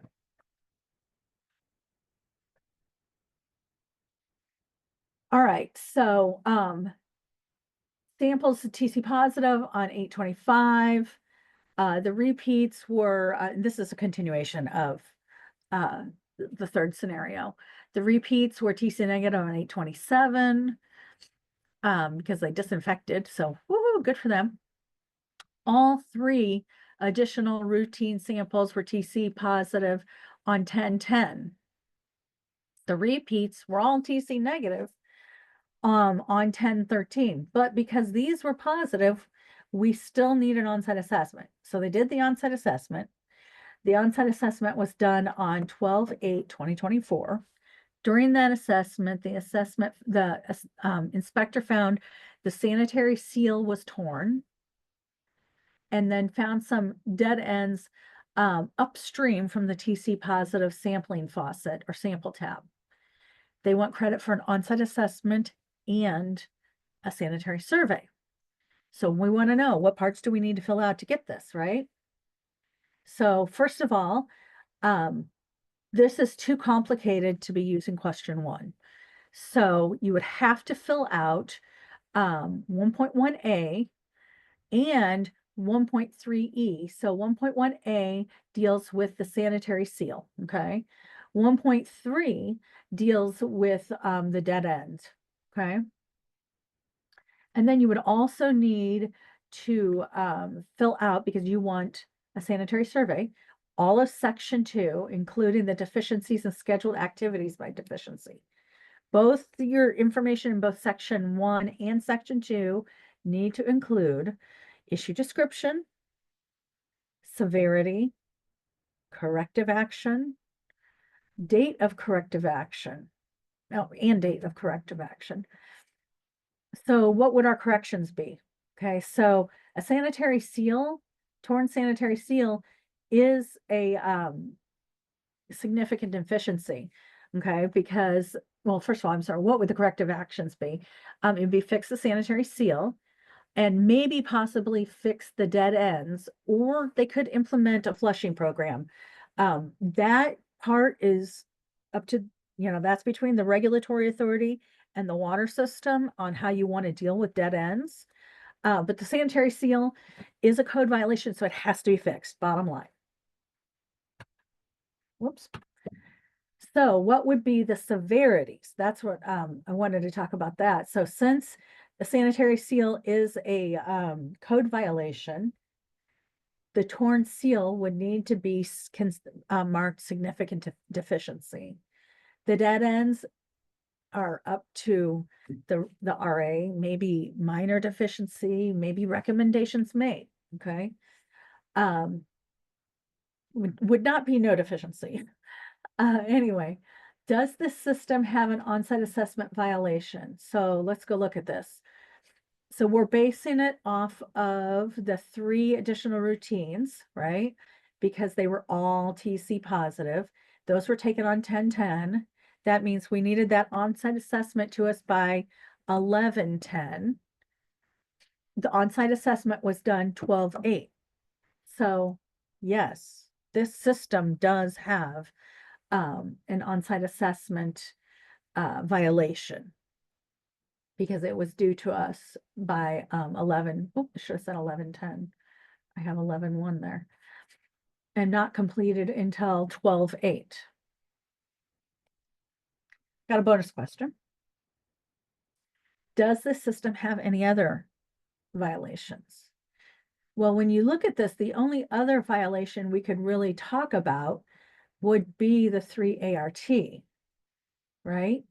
So the initial sample that started this whole thing off back in the beginning was on 8/25, right? That means we needed those 3 ART during September, but we didn't get them until October.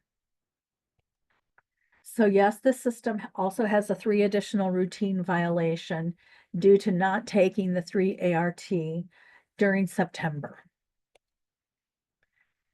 My next question is, okay, so what are our next steps for this system? They've already taken their repeats, right?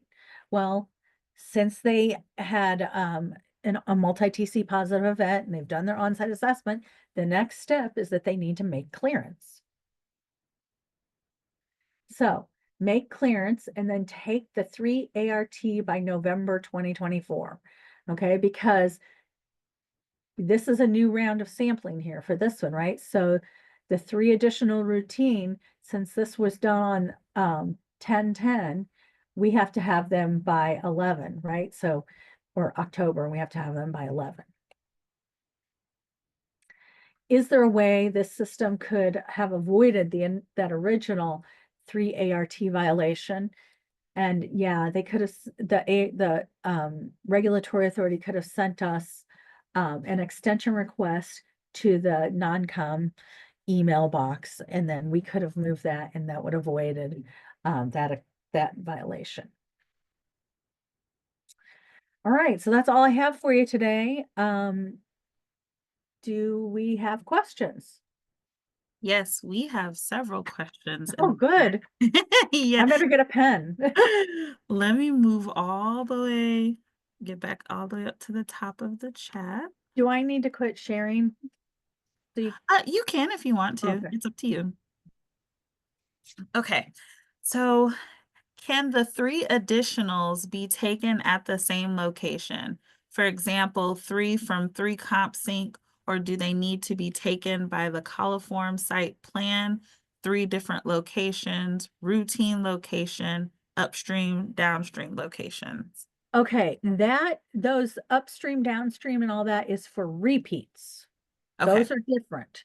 The 3 ART can be taken from any place, and they can all be taken from the same place. okay, excellent. Which types of samples are considered to be for compliance? Oh, your monitoring samples, your routine samples. Okay. Does that make sense? So if a system, I'm gonna elaborate just a little bit on that. Sorry. I'm looking ahead. at this over here because that's where I see you guys, but my camera's over here. Anyway, so we have 3 basic monitorings, right? We have monthly, quarterly, and annually. Those are your compliance ones, okay? You also can consider the 3 additional routines compliance, but that's just compliance for following the multi-TC positive sampling event protocol, if that makes sense. Does that make sense? Okay. Let's see, next question here. Which bottles in the RT-ART clearance process are automatically sent by the lab? And which ones do we need to request? Oh, I'm sorry, I'm reading that wrong. Which ones she meant to say routine bottles, she meant to repeat. Okay. I Okay, hope I didn't mess it up. no, that's okay. So it all depends on if you're using the IDPH lab or not. Okay, so my answer right now is going to be based off of the IDPH lab. When there is a TC positive routine sample, repeat bottles are automatically sent. They do not automatically send the 3 additional routines. Those have to be ordered, and they don't send clearance bottles either. Those also have to be ordered by the regulatory authority. So, however, if the water system is used in a private lab, they all have to be ordered. The private labs don't, they just do what you tell them to do. So if it's IDPH, repeats automatically sent, but not any other kind of bottles. You got to order those from the bottle ordering portal. If it's a private lab, you got to order everything. Okay. What happens when you cannot find the source of contamination? It does happen. If it's, sometimes we get some systems where we just can't figure out what's going on. And then the water system might have to loop in a well contractor. We've even had systems that have had to loop in plumbers. So it's really up to the water system to figure it out if the if the on-site assessment can't find it. At that point, that shifts, that responsibility of finding the issue shifts to the water system. Can IDPH provide some sort of guidance on classifying the severity of issues? The only guidance that we have on that is that if it is a code violation, then it needs to be significant deficiency. We don't have any guidance past that because the rest of it is considered up to the regulatory authority, up to the inspector. And then if I'm interrupted during filling out the form, can I save and come back, or do I have to start over? Oh, I don't know. I am so sorry. I've never had to fill one out online before. Wow. I'm not sure. I would suggest just maybe playing around with one of them and see if it works. I would imagine you'd be able to save it. It feels like I want to say save, but I don't know because I've never actually done it. So I apologize. That was not a good answer. Oh, sorry. Very Uh, wishy-washy. Just clarifying, if you answer yes to question 1 assessment, do you need to complete 1.1 to 1.7? No, no. If you answer question 1 as yes, then and it needs to just be something simple. Like, like I said, maybe, well, let's just say it was just the torn seal. Okay. The torn sanitary seal. You can put that in the section 1 question, but you got to fill out all of those parts on there. But if you have multiple issues, you can't use question 1. So yes, you can, you don't need to fill out all of the rest of it, just question 1, if you can get it all in there. Okay. What happens to the users during this 4-month period? Boil order? Wait, what? I don't understand that question. During this 4-month period. Oh, are you talking about scenario 3, I bet? Let me see if Rich will answer. Yeah, it would be I think they're talking about. Yes, they said yes. Okay, yes, yeah, they would have the boil order up. They can, as long as there's no E. coli, they have to keep it posted with a precautionary boil order. Okay, excellent. And then Annie has a lengthy question. Okay. Okay. I have an establishment that needs a second TC sample to meet, oh my goodness, so sorry. It took the questions all the way back up to the top. Okay, here we go.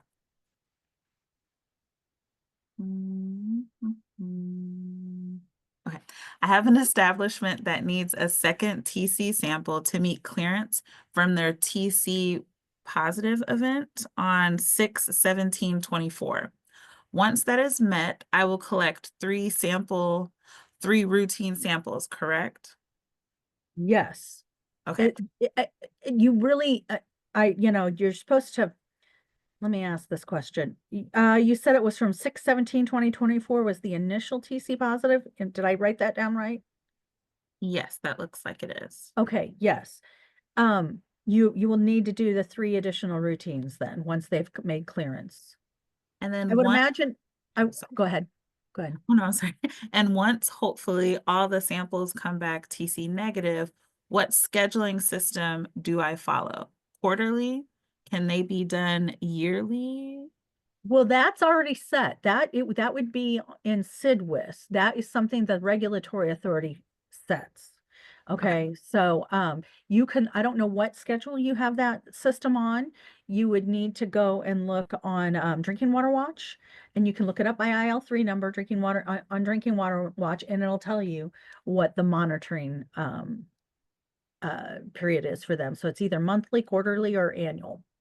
Okay, excellent. Oh, it says they were on quarterly. Then they're still on quarterly. Okay, outstanding. All right, I think I got through all the questions. I did see one asking for PowerPoint slides. I do believe PowerPoint slides will be provided to all attendees from the IEHA office. If that is incorrect, Justin, please let me know, but you should be receiving all of the slides. Does anyone else have any other questions?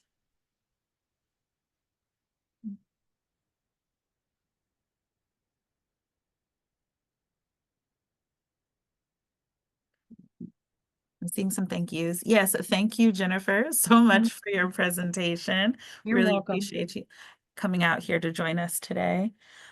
Okay, if there are no other questions, we are at that time now where we get about a 3 to 4 minute break before our next presenter. So I'll go ahead and pause the recording. Everybody take your 3 to 4 minutes and we'll come back at 3 o'clock. Thank you so much. Bye. Thank you. Bye. All right, everyone. So welcome. We have our last but not least speaker for this afternoon is Lenore Killam.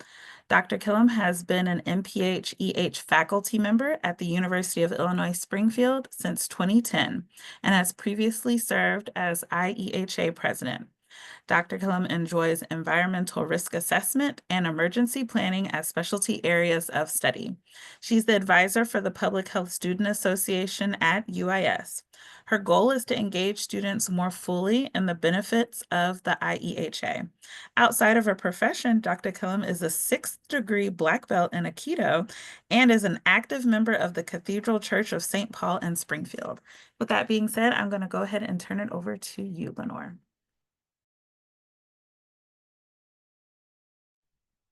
Oh, and you are still on mute.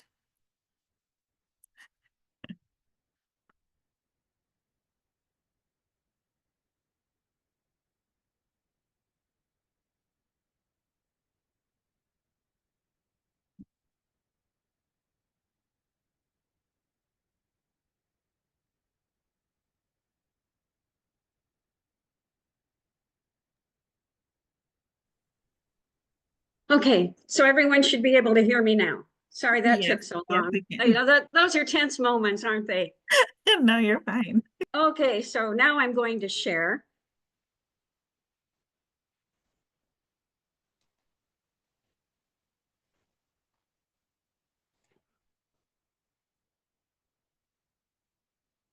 And start the slideshow.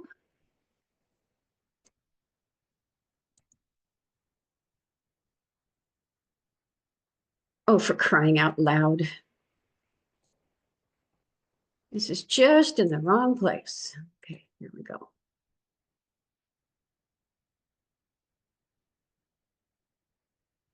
Well, after that little rocky start, I would like to mention that it wasn't intentional, but I have on the same clothes for the presentation today that I have in this picture.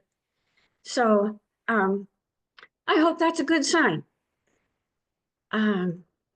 So today what we're going to do is we're going to talk about the issues of hazardous waste, particularly legacy waste, and how that is a threat to our surface and groundwater supplies. It's a big problem, and it has been for a long time. So we're going to characterize that. We're going to review the regulatory history and some of the and the framework upon which we do have our protections. And then we're going to review the 2 specific federal protocols for risk assessment for hazardous chemicals in our drinking water. So let's begin with the fact that There is no such thing as a garbage fairy. And everybody throws away waste. It's a problem worldwide. It's a problem in your backyard. And it has implications in every facet of society.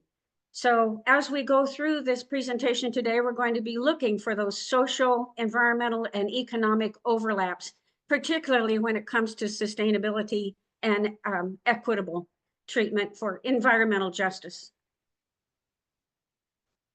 Okay, so the US EPA says a lot of things are waste, solid waste, and then there's a strict bifurcation between municipal solid waste and hazardous waste.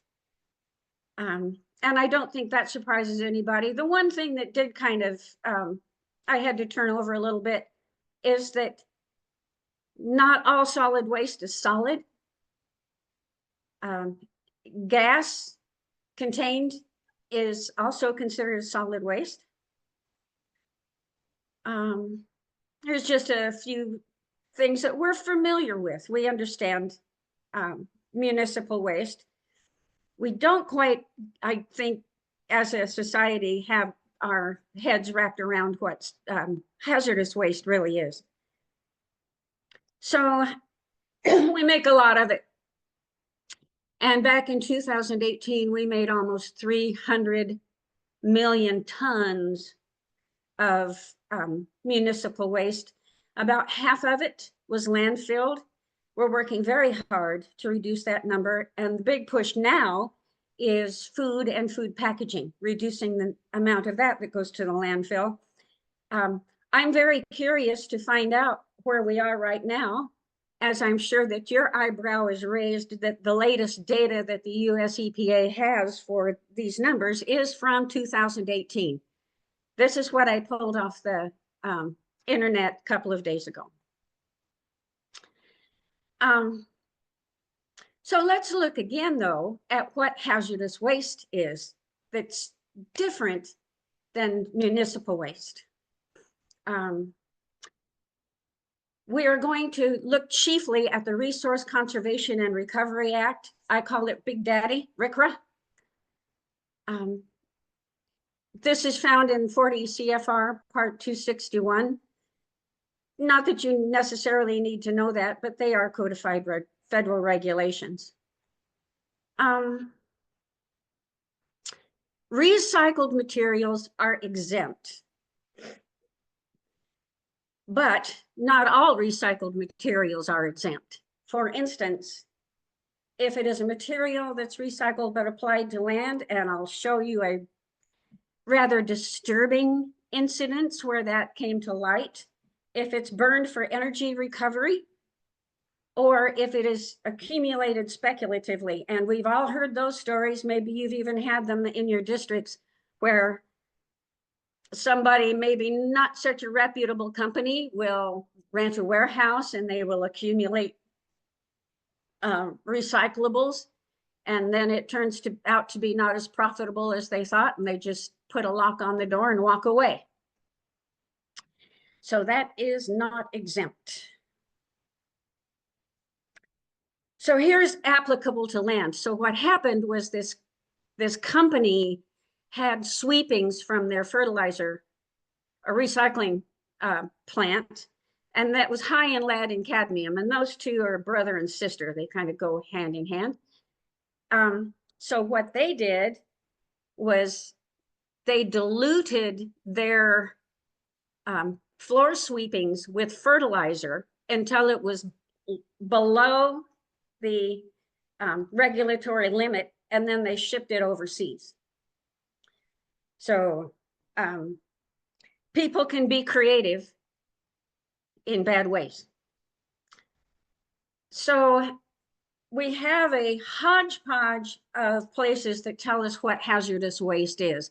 And that's not a surprise, because there's a lot of federal agencies involved in the control of hazardous waste, or hazardous materials, rather, that can turn into waste. DOT, US EPA, OSHA, just three examples off the top of my head. So when you see these things, it doesn't make much sense when you just look at it and say, why do they have these strange letters or strange numbers for these lists, and it's because they're pulled from other federal agencies that already told us what they have found to be hazardous.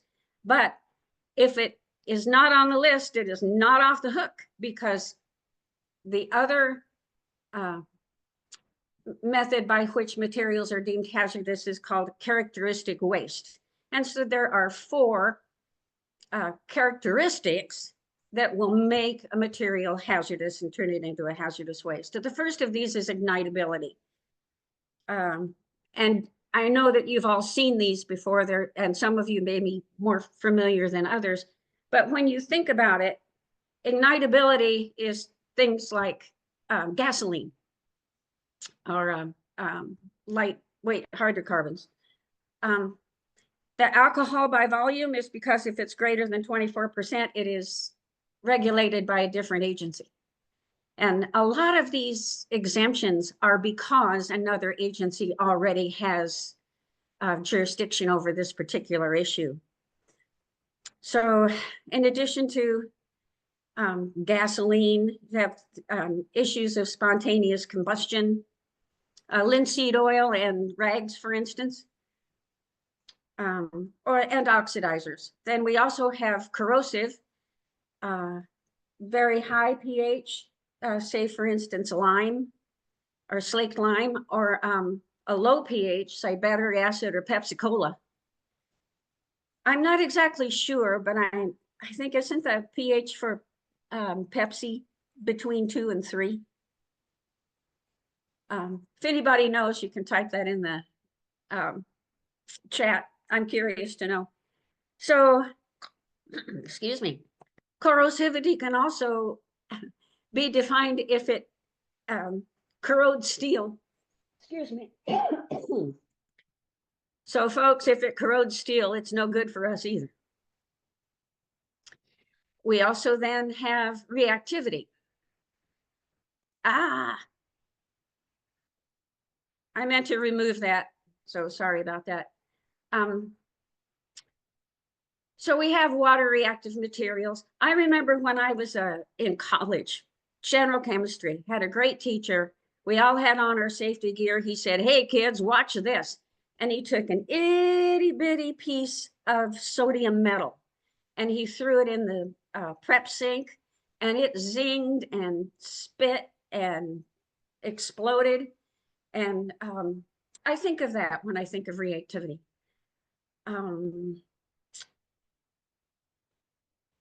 Forbidden explosives. And there's, of course, what we are most familiar with is toxicity. And this is what we'll talk about most for the remainder of the program. But these are the 4 characteristics that also make a waste hazardous. So when it comes to managing hazardous waste, and clearly some places have failed to manage their hazardous waste, or we wouldn't be in this situation. I wouldn't be talking to you. Disposal in a landfill is the least favored option. These landfills have to be specifically designed to handle hazardous materials. And that's part of the problem, is because we are now seeing legacy waste from 50, 60 years ago. These landfills are leaching it out now. So let's take a look at what, there it is again, sorry. So when we look at the federal landscape, we see that we're holding pretty steady as far as the number of reporting agencies, or reporting industries rather. This is from what's called the Toxic Releases Inventory. It has a lot of interesting information, but it is not a direct one-to-one correlation with what is going on. It is a kind of a benchmark corollary, because not all industries need to send in data, and not all employers within those industries need to send in data. It's only if you meet a threshold of use But we see here that discharge to water hasn't changed much across the years, even though we are slowly improving at the federal level. When we look at total releases in Illinois, I mentioned earlier that we're talking about tons, 300 million tons. Now we are talking in pounds. And in Illinois, just about 50 million pounds. And again, I would show you that the ratio of water discharges, it appears rather steady, but perhaps a little bit of improvement. So this has been a real problem for a very long time. And we have 4 regulatory schemes with which we can address these issues. The first I mentioned is Resource and Recovery Act. We're going to talk about that briefly, and then we're going to come back to it again, because that's how important it is. We have CERCLA, we have the Superfund, and we have the HAZWOPER, which amuses me every time I say it. So the Resource Conservation and Recovery Act is designed to be cradle to grave regulation for correct manufacture, use, and disposal of hazardous chemicals.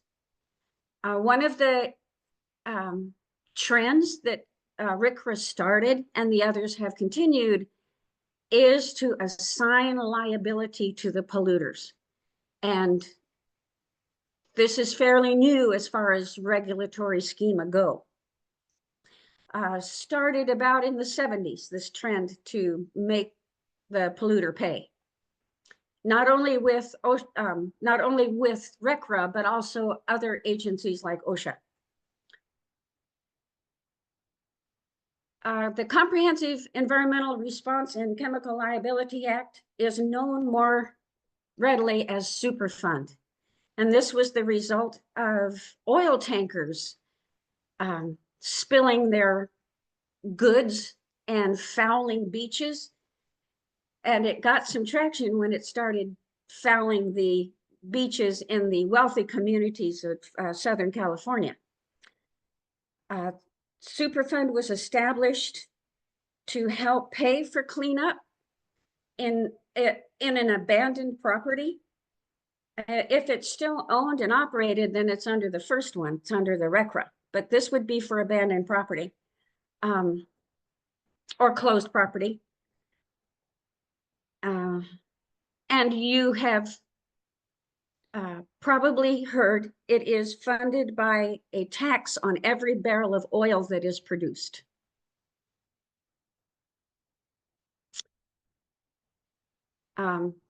When CERCLA came up for renewal, the Superfund Amendment and Reauthorization Act of 1988 added the Emergency Planning and Community Right to Know Act,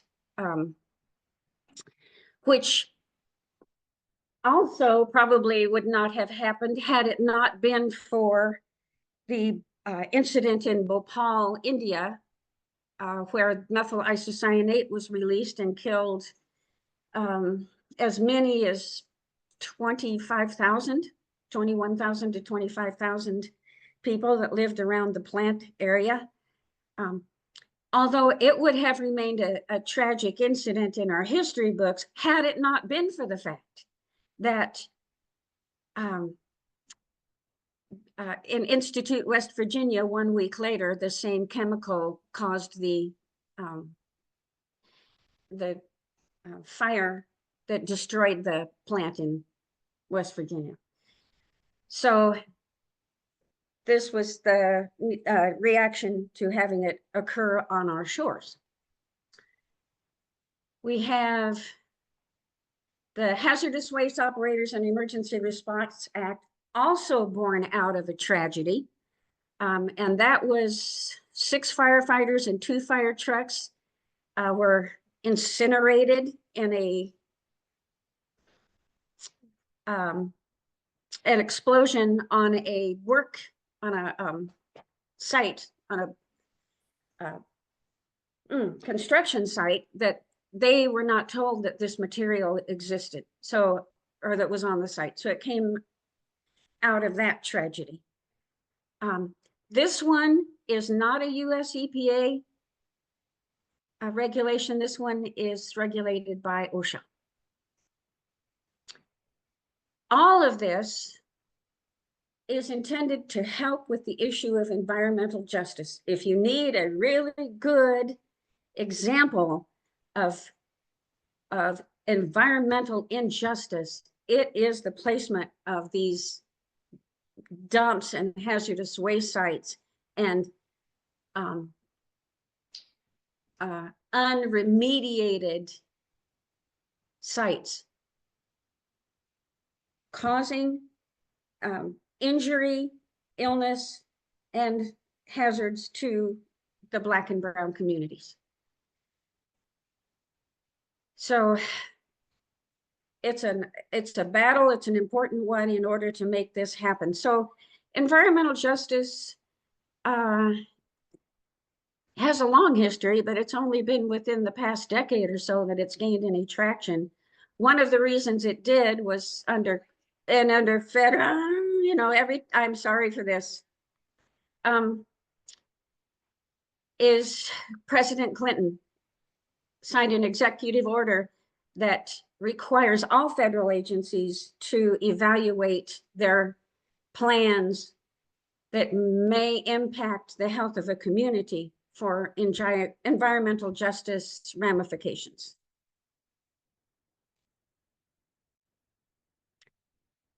And here's what we want to do, no matter who you are and what you're doing. If you have a health improvement program and you are a government agency,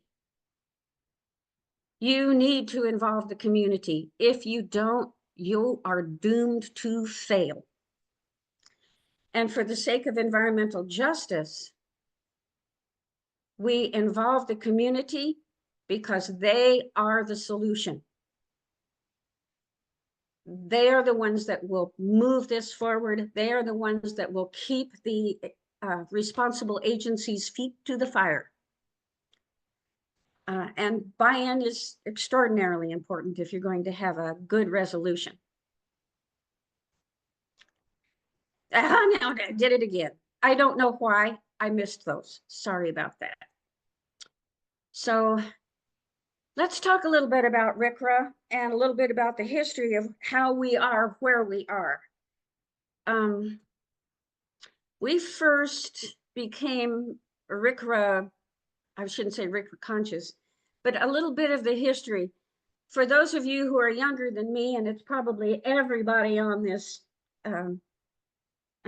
that is listening, we had a few tragedies, environmental disasters that led us to where we started taking some real action in 1970. At one time, Pennsylvania was an oil producing state. You may remember seeing Pennzoil as a logo a long time ago. And as our water survey speaker told us, things used to be pretty lax as far as discharging waste into our rivers and streams. And this resulted in 3 fires on the Cuyahoga River. The last of those being in June 22nd, 1969. In 1970, we passed the Clean Air Act, the Clean Water Act, the Occupational Safety and Health Act. We established the EPA. All of those things happened in one. Oh, and yeah, I did say Occupational Safety and Health Act. All of that happened, Environmental Protection Act, in 1970. It was a watershed year. So many of you may also be familiar with Love Canal, that was another watershed moment. This all started a long time ago. So Love Canal is near the Niagara River. It's close to well, William Love had imagined building a dream city using hydroelectric power potential from the north or from the upper and lower Niagara rivers. But in the 10 years in which he was designing his city, it became much more efficient and easy to transmit electricity through wire. So his city was doomed. And here was this big canal, big trench, and it became a de facto dump site and remained so for the next 30 years, everything. Until Hooker Chemical, who owned the site, put a cap on it and sold it to the city for $1. And then 25 years later, after rains, people were finding hydrocarbons, pools of chemicals, shiny puddles in their basements, in their front yards. They're alarming rates of high white blood cell counts, all of the health effects that you would expect from exposure to benzene. And indeed, benzene was one of the chemicals that was found in this chemical soup. And so 1 week later, after it broke out on the New York Times about this situation, the properties were bought out. And in the end, 221 families lost their homes. Also, this was the first time in history that the disaster declaration was declared for something other than a natural disaster. And President Carter did that to provide them with some funds to get back on their feet. The third bellwether event that people hear about a lot is called Times Beach, Missouri. And what happened there was it was never intended to be permanent housing. It was a promotional event by the St. Louis Times newspaper. They gave away these little plots of land in a promotional gimmick. They were meant to be vacation spots, bring your tent, bring your RV, but permanent homes ended up being a township. And the township supervisors, they contracted with a man to have oil sprayed on the roads to control the dust. And it turned out that this oil was contaminated with PCB. And I don't think any humans died, but some did get extraordinarily sick, and livestock died and animals died. This is right on the Merrimack River. That was one of the reasons why it was a vacation spot. And again, this PCB was found because of flooding. So here we are, Times Beach, Missouri, and Love Canal. So we know that we have this contamination, and we know why. It's because the groundwater is contaminated. The rainwater brought it up to the surface. And that gets repeated again and again and again. So I just put this in here because, you know, the wheel goes around and around. And first of all, did any of you imagine that Jimmy Buffett had ever performed for free? He did at UIS when I was a student there.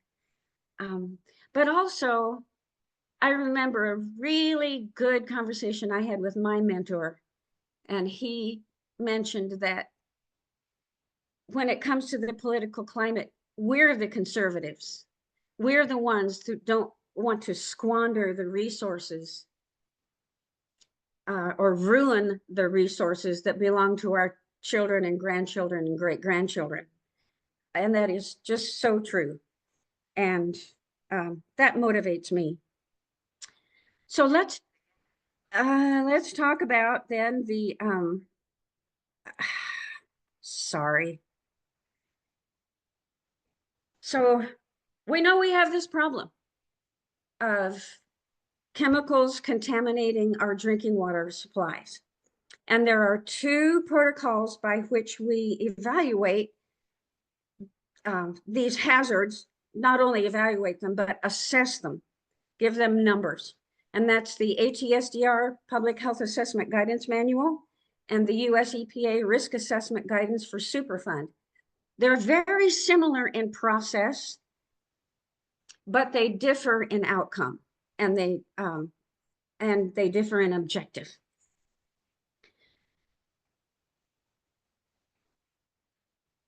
So the 5 specific goals.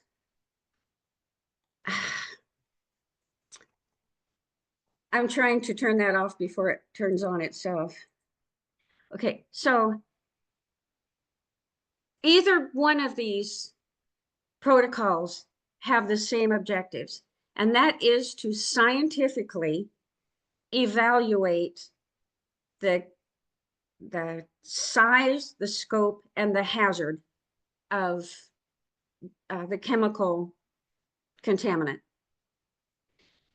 To control it, to remediate that hazard to the extent possible, to involve the community in that process, and also to create a written record of the entire thing so that we do have documentation, we have proof, we have the agreements in writing so that all parties have a clear path forward.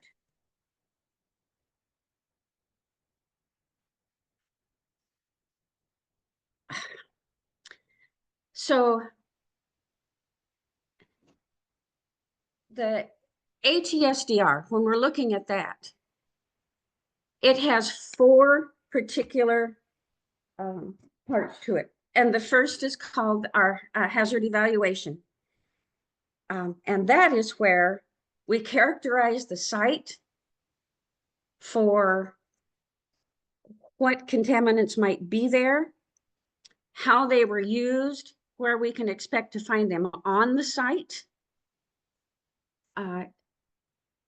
what environmental media may be contaminated by that chemical, whether it's air or soil or water or all 3, and who is at risk and what level of risk. So both of them have this in common.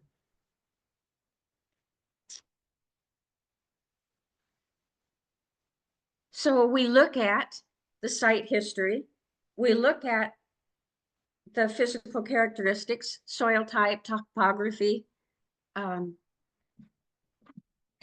to water resources. We look at who lives in a 1 mile and 3 mile radius, and we rely on GIS for that. And then the chemicals of the characteristics of the chemicals themselves are going to tell us a lot. How likely are they to travel? How light are they? How whether they evaporate, how volatile they are. So all of that is looked at the time that we are taking our samples, or if we're evaluating sampling data that has been provided for us. We look at all of this, and then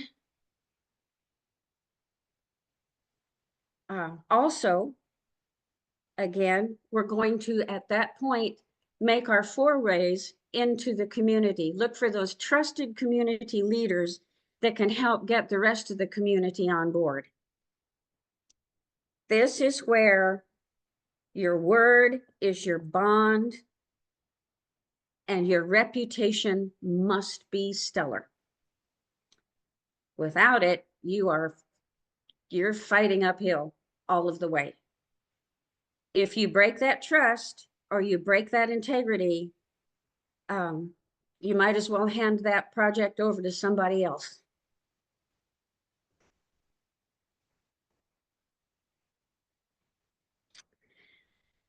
All of the data, or not all of the data, all of the information that is used in the ATSDR public health assessment progress or processes are from what are called the toxicological profiles.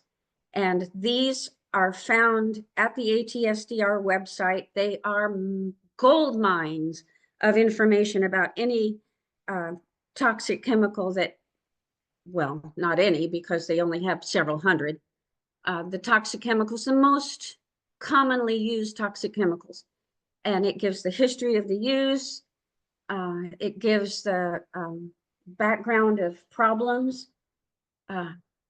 It will tell you the nature of the physical properties, chemical properties, biological properties, toxicity. And then the most helpful, I think, is the section in which all of the regulations, whether they're from EPA, World Health Organization, IARC, OSHA, anything that has been published as a regulation is distilled in Chapter 8 of the tox profile. So the first thing we do is say, excuse me again. So the first thing we do is look at the amount of chemical in the media. So we go down to the pond at the bottom of the hill at this chemical company that makes, let's call it methylethylmabeline. So we go down to the pond and we measure that water. Or we go off site and we measure the wells in the adjoining properties. We're looking for levels of methylethylmabeline. And if we find a contaminated well, or we find a contaminated body of water to which somebody may be exposed, we compare the concentration that we receive in our reports with the accepted regulatory maximums for air, soil, or water. If it's air, we report that in parts per million, water in milligrams per liter, which is also parts per million. But for some chemicals that are really dangerous, we go to micrograms per liter. And then soil is milligrams per kilogram, which is also parts per million. Air is a little tricky because not all, you have to do some modifications based on the weight of air the weight of the contaminant when you're talking about parts per million. It's a lot easier than it used to be because now, of course, it's computerized. If those media values are greater than the value of methylethylmabeline that you have found in your sample, then you're done.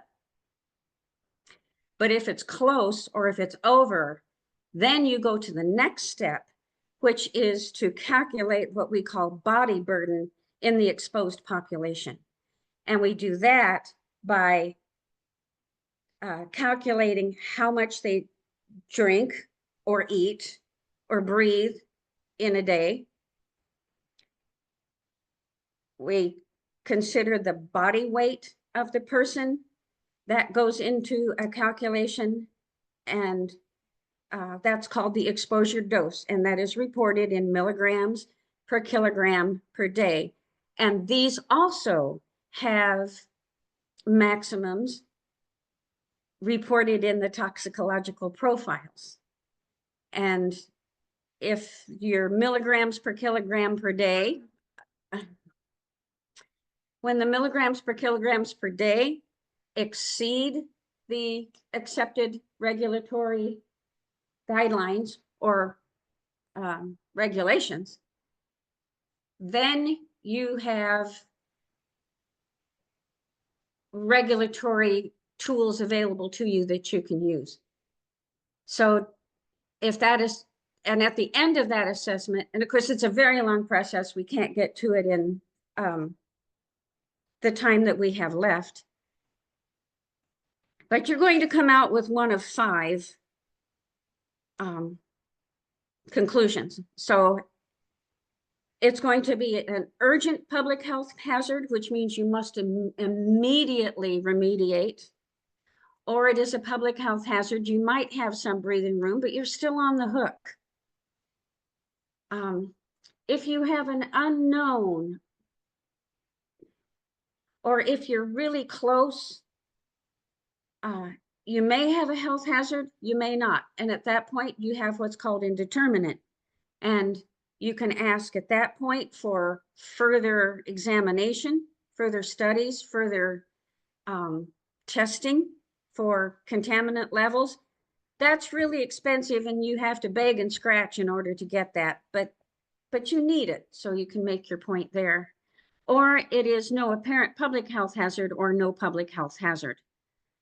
And then what you see at the bottom is no matter which of those you have, there are recommendations that the site assessor can use to provide forward momentum to the community.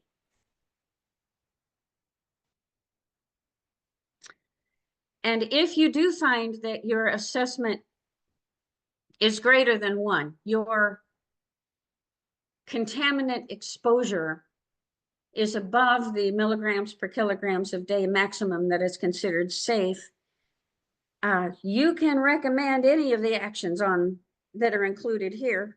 And this is not an extensive list. This is not exhaustive by any means. And the community has to be involved in this. They have to accept, or they need to be part of the negotiations for what will happen in order to protect their health and remediate the site. So when we look at the US EPA ecological risk assessment, it's fuzzier and it's more flexible because ATSDR really only concerns itself with human exposure. So if you have other creatures, vulnerable populations to ATSDR are the elderly, the young, the pregnant, immunocompromised, all humans. But when you're talking about the US EPA risk assessment guidance for Superfund, vulnerable populations can be other species of animals.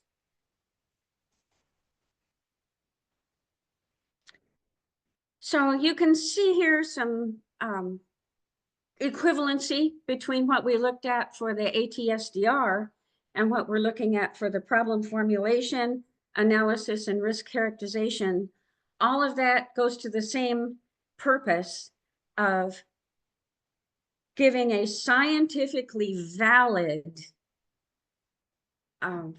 data-driven, math-driven conclusion that characterizes the nature of the risk.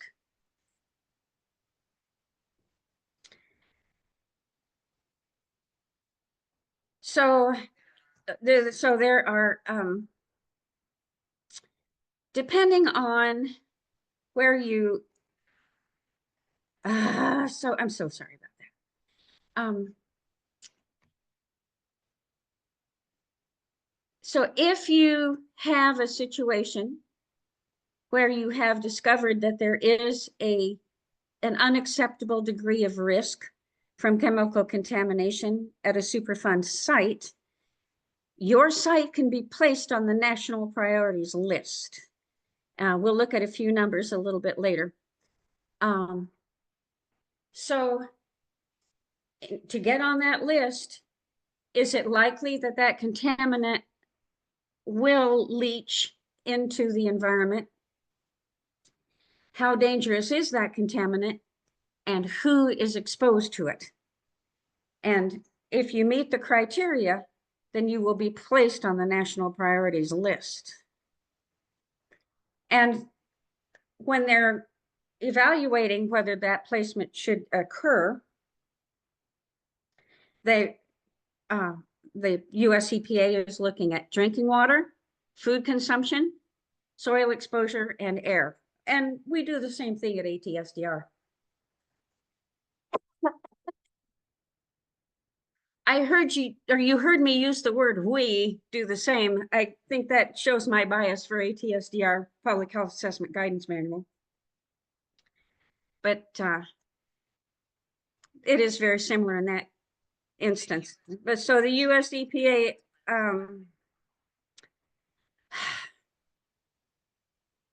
just because you end up on the national priorities list doesn't mean you're a priority. Priority does not mean urgency, and there have been sites that have been on that list for years. In fact, when we look at this, we see that there are 41 proposed sites. We have 459 that have already been remediated under Superfund, and we have 1,340 to go. Well, when you add those together, 1,381 to go. Out of that 1,381, yes, there are 46 listed for Illinois, and the national priorities list, the sites, does have a state map. So you can pull that up and look at your state of concern. We have 46. I kind of looked at that list a little bit, and Alabama has over 1,000. So I guess we're better than some. And it's really, really important to understand that risk assessment is not the same thing as risk management, particularly when you're talking Superfund. Anything that a risk assessor does under US Public Health Assessment Guidance Manual, anything that's done under RAGS, these are recommendations. They do not have legal authority. And that risk assessment is only one of many factors, particularly for these Superfund sites, that go into the management plan. It depends on the ease of remediation, the cost of remediation, the size of the site, numbers exposed, political considerations, real estate considerations. All of that goes into the manager's overall portfolio and plan about how to manage a site.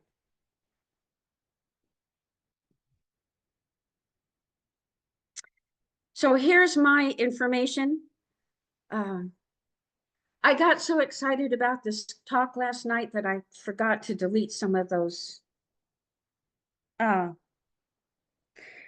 voiceovers, and I'm so sorry about that. But if you are interested in more information, I'd be pleased to answer any questions you have. Also, I would like to finally encourage everyone that is on the call to think about serving on the board of the Illinois Environmental Health Association. I have been a board member for many years. I am the one that faithfully, quarter after quarter for many years, has brought you news of the weird and wonderful in my post as the publications chair for the Cardinal. So the board, we work hard, but we have fun doing it. There are many advantages, professional development.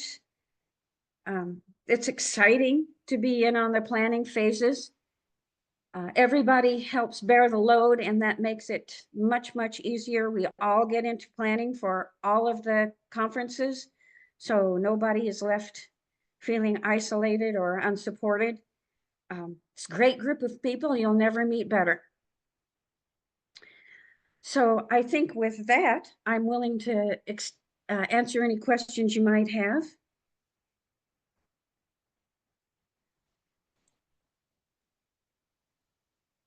All right, let's see. I saw a couple of comments.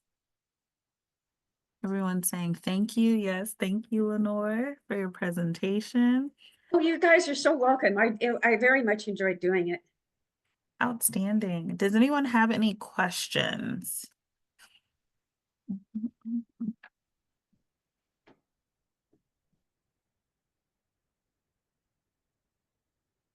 Uh, I understand too. It's not the kind of a talk that would generate a lot of questions. It's, you know, it's not answering any regulatory questions or paperwork or how to stay in compliance. Yeah. That draws a lot of questions. Here's one. How do you find out if local suspect properties are on a Superfund or other cleanup lists? So if you go to the NPL, the National Priorities List, if you go there, it will tell you who is on the list and who is not in your state. So you just keep scrolling down. And then someone asked if you could share your contact information again. Sure. Let me pull that up.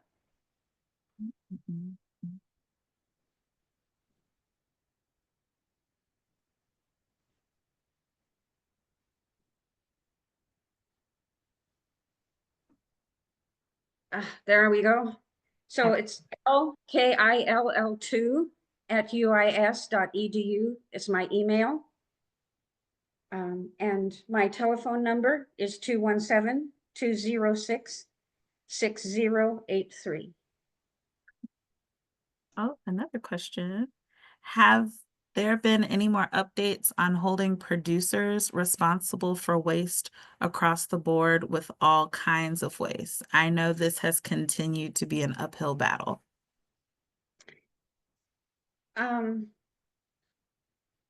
That I haven't seen much about holding producers responsible as far as the waste stream goes.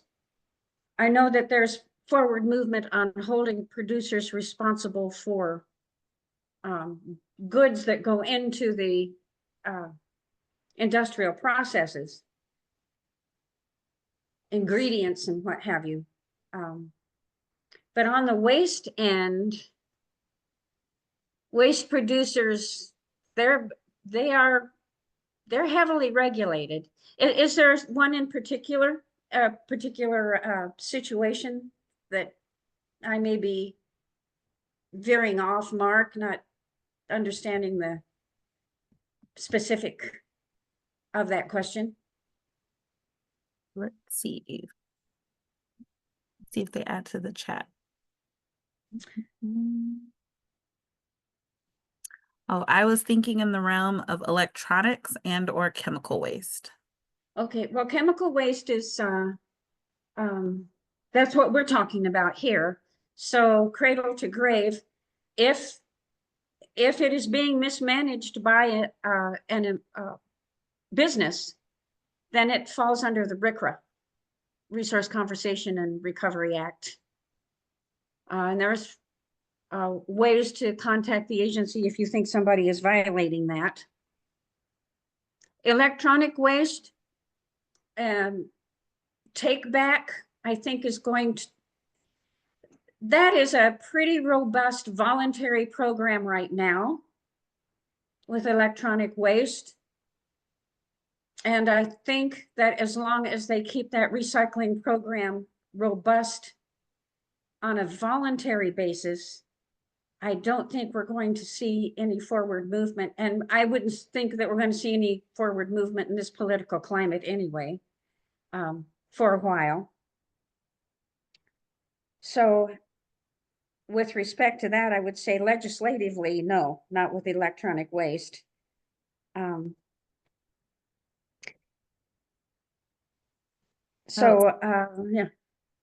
Oh, I'm sorry. Slightly outside of what you're talking about, but you may know, are there any public GIS data sites that you're aware of where properties had a cleanup or incident with where and what occurred? One of the things I struggle with is making sure there's enough separation to a borehole for a geothermal well to an old lust site or city state that may have had some kind of spill or incident. I'm only aware of pay sites that accumulate that kind of data. Well, I presume that you're here in Illinois. And I would approach them, the toxicological assessment team. I think that's what they're called at the US EPA. They would have that data if anybody would. Unless it is government driven, unless there had been some type of complaint or concern or accident that involved emergency response from a government agency, there would not be a requirement to post that information or make that information public. Okay. And it looks like some people in the chat are suggesting IEPA, Bureau Yeah. of Land page. Okay. Yeah, that's where you would start, and they are within the Bureau of Land. Okay. Excellent.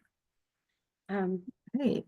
Yeah, I know you can access GIS publicly that will tell you where all of the wells are around a particular site. You can do that later. Excellent. If there's a lot of chemicals on the site, then as part of a lot of chemicals, we're talking over like 1,000 or 10,000 pounds, depending on the hazard of the chemical. Then that information would be available to you through the community right to know, through the what's that group called? Each county has their emergency prep agency, their emergency prep group, that all employers or all facilities that have large amounts of chemicals have to disclose the chemicals, where they're located within the plant, and prepare for an emergency. So they would have the hazardous chemicals inventory that should be publicly available. Yeah. All right. Do we have any other last minute questions?